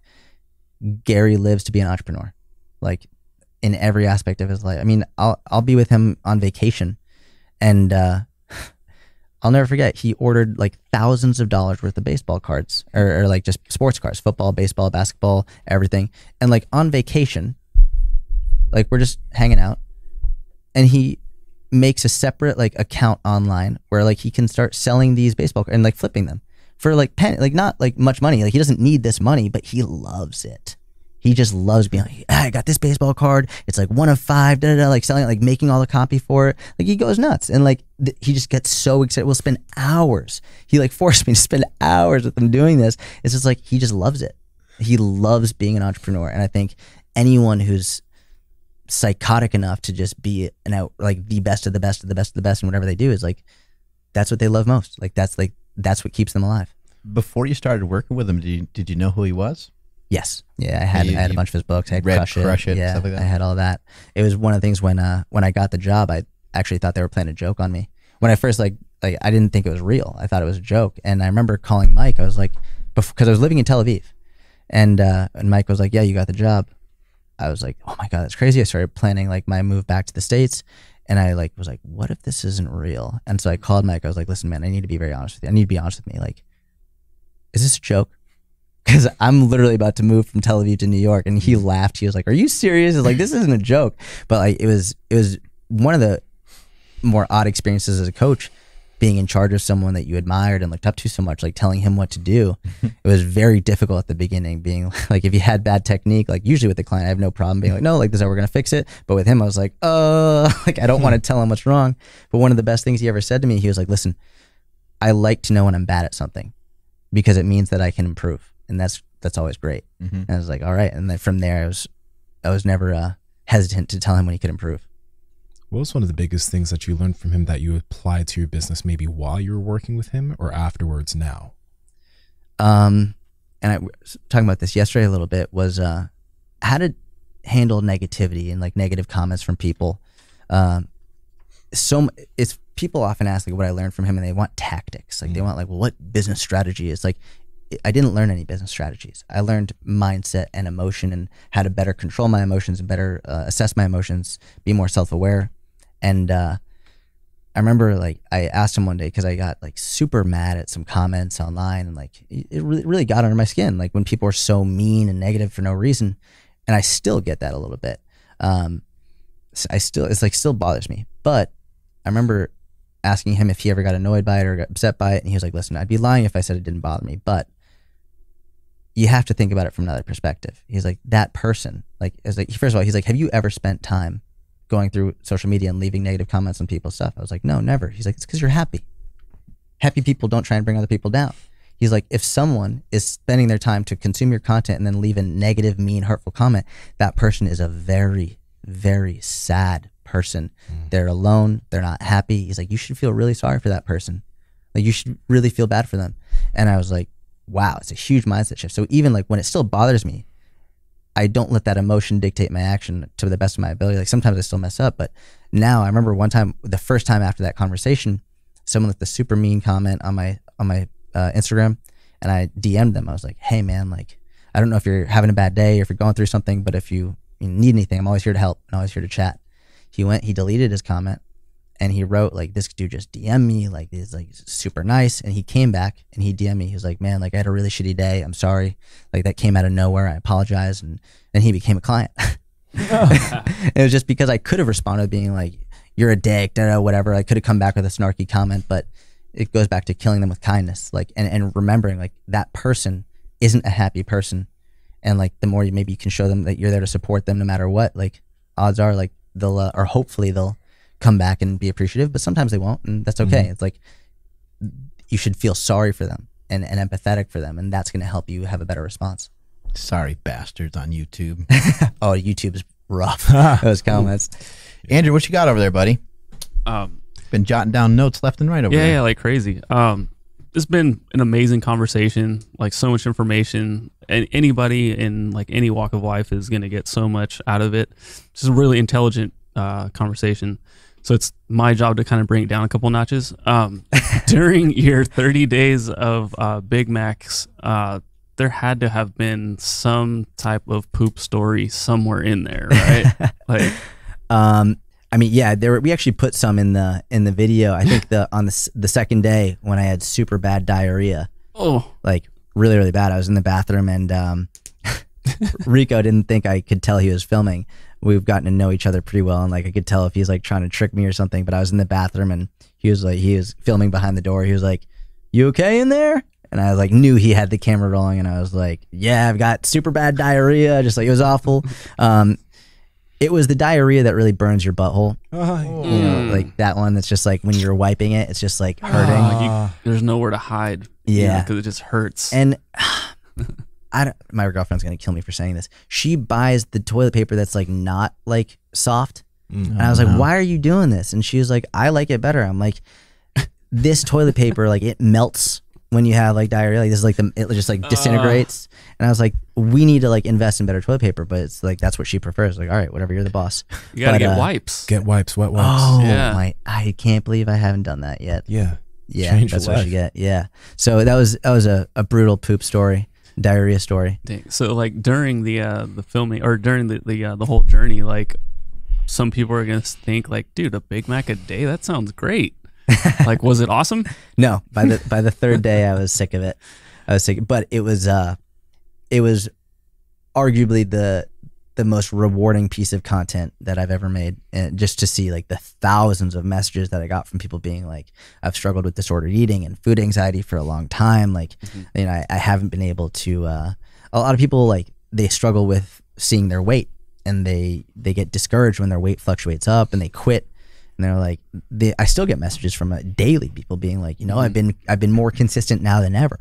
And I think one of the major goals of that was to reduce food anxiety, help people have a better, healthier relationship with food, and also to help people be more consistent and help people realize if you're judging your progress based on something you can't control, you're setting yourself up for failure. So a lot people being like, I remember the first time I was outrageously consistent with the fat loss program. I was in college. You know Martin Birkin? No, I don't. So Martin Birkin, he was like the guy who popularized intermittent fasting. Like he owns leangains.com. And I remember, I have heard of him. He's in Sweden. He's incredibly intelligent. He was the guy like in like the early 2000s who was battling people on the bodybuilding.com forums. They were always like 6 meals a day, 6 meals a day. He's like, guys, I promise you, it's not true. And he was like citing research, and no one really believed him until it became a huge deal. But I remember I hired him, and I emptied my bank account to hire him. I had like a little over $300, and he charged $300 for 12 weeks. And I was like, I have to do it. I have to learn, like, because the success stories on his page were remarkable. It's like, this guy knows the key to fat loss and getting abs. And like, I was like probably around 13, 14, 15% body fat at the time. And like, I just couldn't get abs no matter what I did, no matter what I tried. And so I hired him. I emptied my bank account. And for the first time in my life, I like legitimately was 100% consistent for 90 days straight. And I got abs. I got shredded. And I remember just when it was all said and done, like all he gave me was my calories and macros and a 3-day-a-week strength training program. And that was it. I just followed that 100%. It was the first time I ever did that. I didn't modify it. Whenever people are like, well, I'm doing this program, but I'm modifying it. I'm like, then you're not doing the program. It was like when 531 came out, people were there were a bunch of, I love 531. I think it's one of the best programs. It's so simple, so effective. But people are like, oh, I'm modifying 531. I'm like, why? It's great. Do it. And people are like, well, I'm not making progress. I'm like, if you're not making progress, odds are it's a consistency issue. And I remember the first time that I was outrageously consistent with something, I was like, this is what I need to help people do. People know what to do, but they're not doing it. And if we can figure out how to just get them to be more consistent and not quit at the first like possibility of failure, then they'll be more successful. Sounds very familiar. Yeah. Shit, dude. What I was gonna ask you something.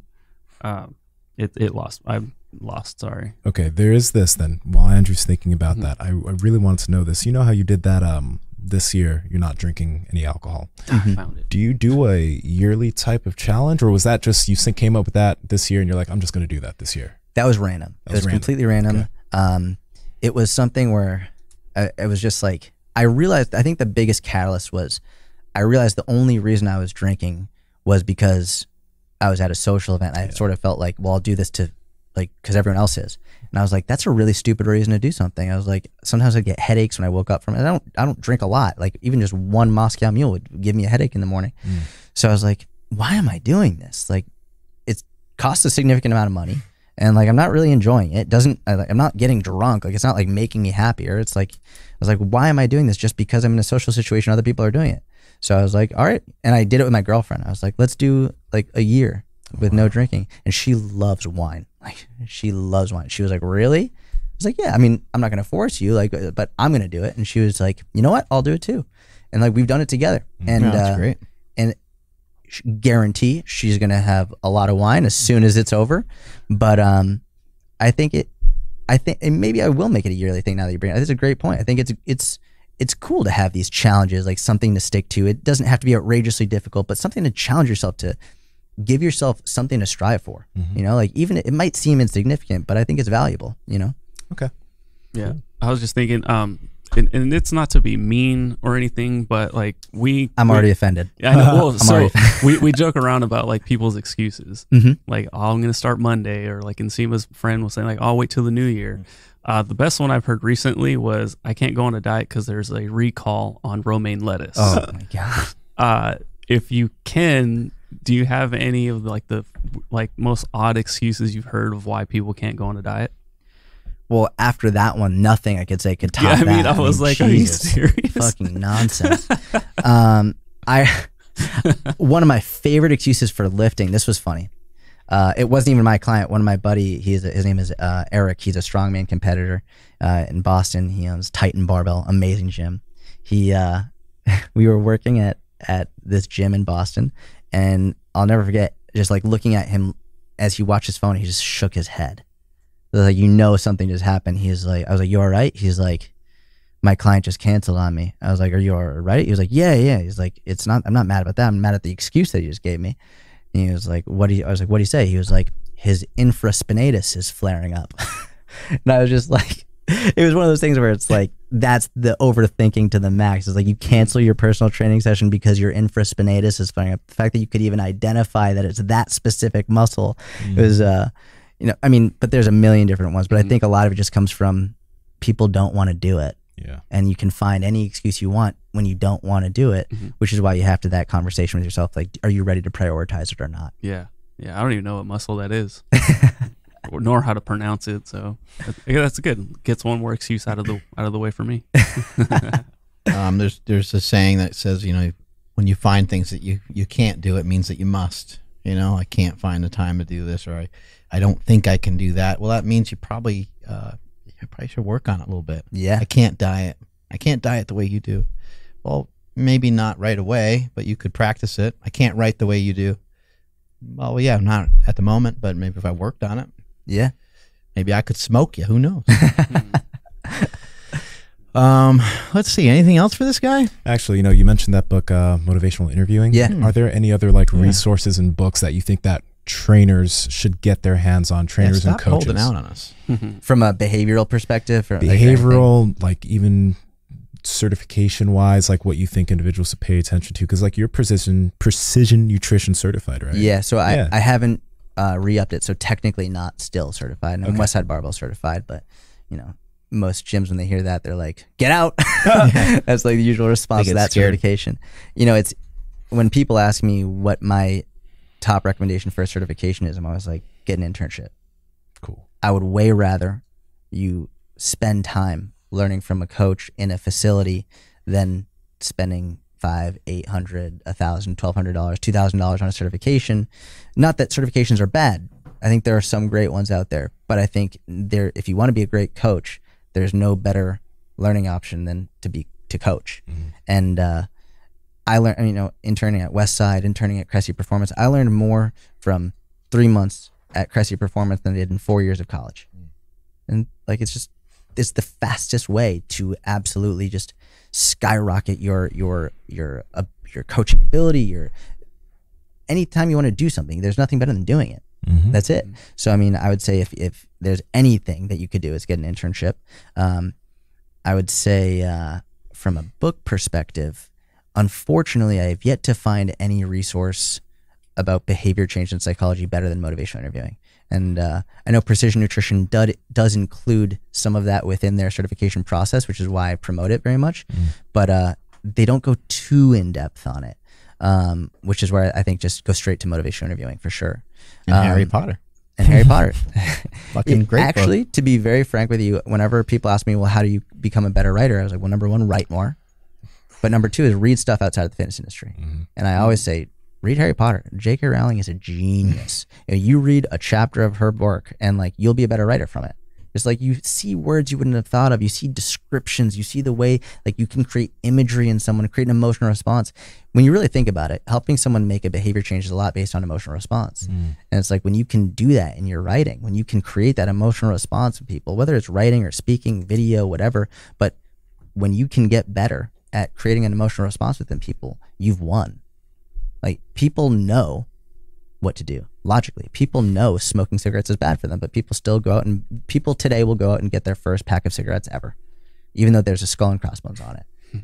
But one of the best ways to help people stop smoking cigarettes, prevent them from, is showing them like a lung with emphysema, from lung cancer, from smoking.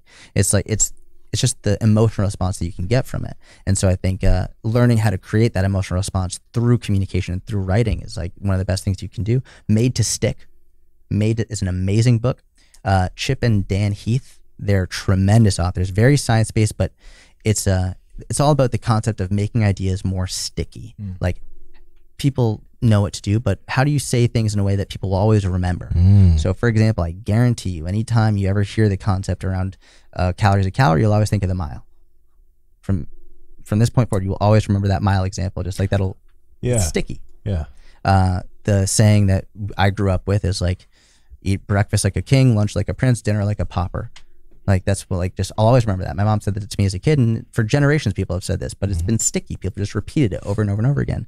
And it's learning how to, I mean, if you really want to, the long and the short of it is getting really good at making analogies, giving people analogies, teaching, but it's a skill to do that. And that book helped me a lot, learning how to help people relate to things more rather than just if you only focus on nutrition, they don't understand nutrition, it's hard to relate to it. But all of a sudden, for example, people are like, okay, calorie counting is like a disordered eating. It's like, when I was like, okay, but tracking your finances isn't disordered. Like, why is tracking your calories disordered? Yeah. It's learning how to create these examples and analogies that really stick with people. So I think, and for me with coaching, programming is very important, right? Learning how to write a great program, learning how to exercise, learning how to do nutrition coaching. But you could have the best program in the world, but if someone's not following it, it doesn't matter. So for me, equally, if not more important, as learning how to be a great coach and learning how to write good programming, learning how to do nutrition coaching, is learning how to communicate. And communication, whether it's through social media, whether it's through email, through phone, podcast, whatever, it's like when you become a better communicator, you actually don't just tell people what to do, but you help them make that decision on their own to make the change. And that's where I think Made to Stick. I believe another book there was called The Power of Moments, which is another tremendous book. A lot of the idea of it being, we don't remember everything. We usually remember individual moments that cause a big spike in emotion. And so learning how to create these moments deliberately in life to really help make things stick, to help people make better decisions. And one of the examples they use in the book is like, if you're going to Disney World, you don't remember the entire trip, but you remember on the flight down, like your kid was crying so loud and screaming that they shit themselves. And like, you remember that moment. So that's like a bad moment. But then maybe, you have you go out and then you land and then you're going in the hotel. You don't really remember everything, but they come up and greet you and they give you champagne. You just remember that moment. Oh, they give you free champagne. And then you're going through the room, all this other stuff happens. You go out to dinner and there's an issue at dinner. There's like an issue, like there's a wrong order, there was hair in your food, glass, whatever. And the manager comes over and says, the meal's on us. that's a moment. And so basically you'll sort of judge the quality of a trip, quality of an experience, not based on every single thing, but based on the good versus bad moments. And like you could have like the kid shitting themselves, you could have the bad meal, but that bad moment turned into a good moment because they comped the meal. So it's like you could look back and like, how's your trip? Amazing. And like you'll think about like all of the moments overall, and learning how to create those moments with friendships, with relationships, with business, with clients can make a huge difference. So I think that book is tremendous as well. Awesome. You're on your way to Canada? Yes. Yeah. I think you got to catch a flight, so we got to get you on out of here. What you doing up there? A seminar? Doing a seminar and talking to the coaches about how to communicate better, and then also the members of the gym about how to better incorporate nutrition into their life. Fortis Gym, is that the gym? So actually, I think that's where I'll meet Omar, but the seminar is in Kitchener, which is just about an hour train ride out of there. So I think we're doing it like a Snap Fitness. Cool. Are you traveling around a little bit extra on top of that? In this trip, no, but just gonna go do that, come right back to New York. But then I have a seminar in another one in Canada about a month later, then in Ireland and Australia later this year, next year. So got a lot of speaking coming up. Wow. Yeah, that's awesome. Where can people find you? Where can they find out more information about your seminars and some of the knowledge that you have? So I have my own podcast, the Jordan Syatt Mini Podcast, SYATT. Google. I mean, you just Google my name, you'll find everything. Instagram, Syatt Fitness, YouTube, Jordan Syatt. But yeah, feel free to reach out. I'm always happy to help. And thank you both for having me on. It's been, like I said yesterday, it's a blessing to have you in my life. And I appreciate you've helped me more than you probably know. Thank you so much. I appreciate that. It's an honor to be here. And really, thank you so much. Yeah, thank you. And the best thing about Pornhub is creamer. There we go. Strength is never a weakness. Weakness is never a strength. Catch y'all later.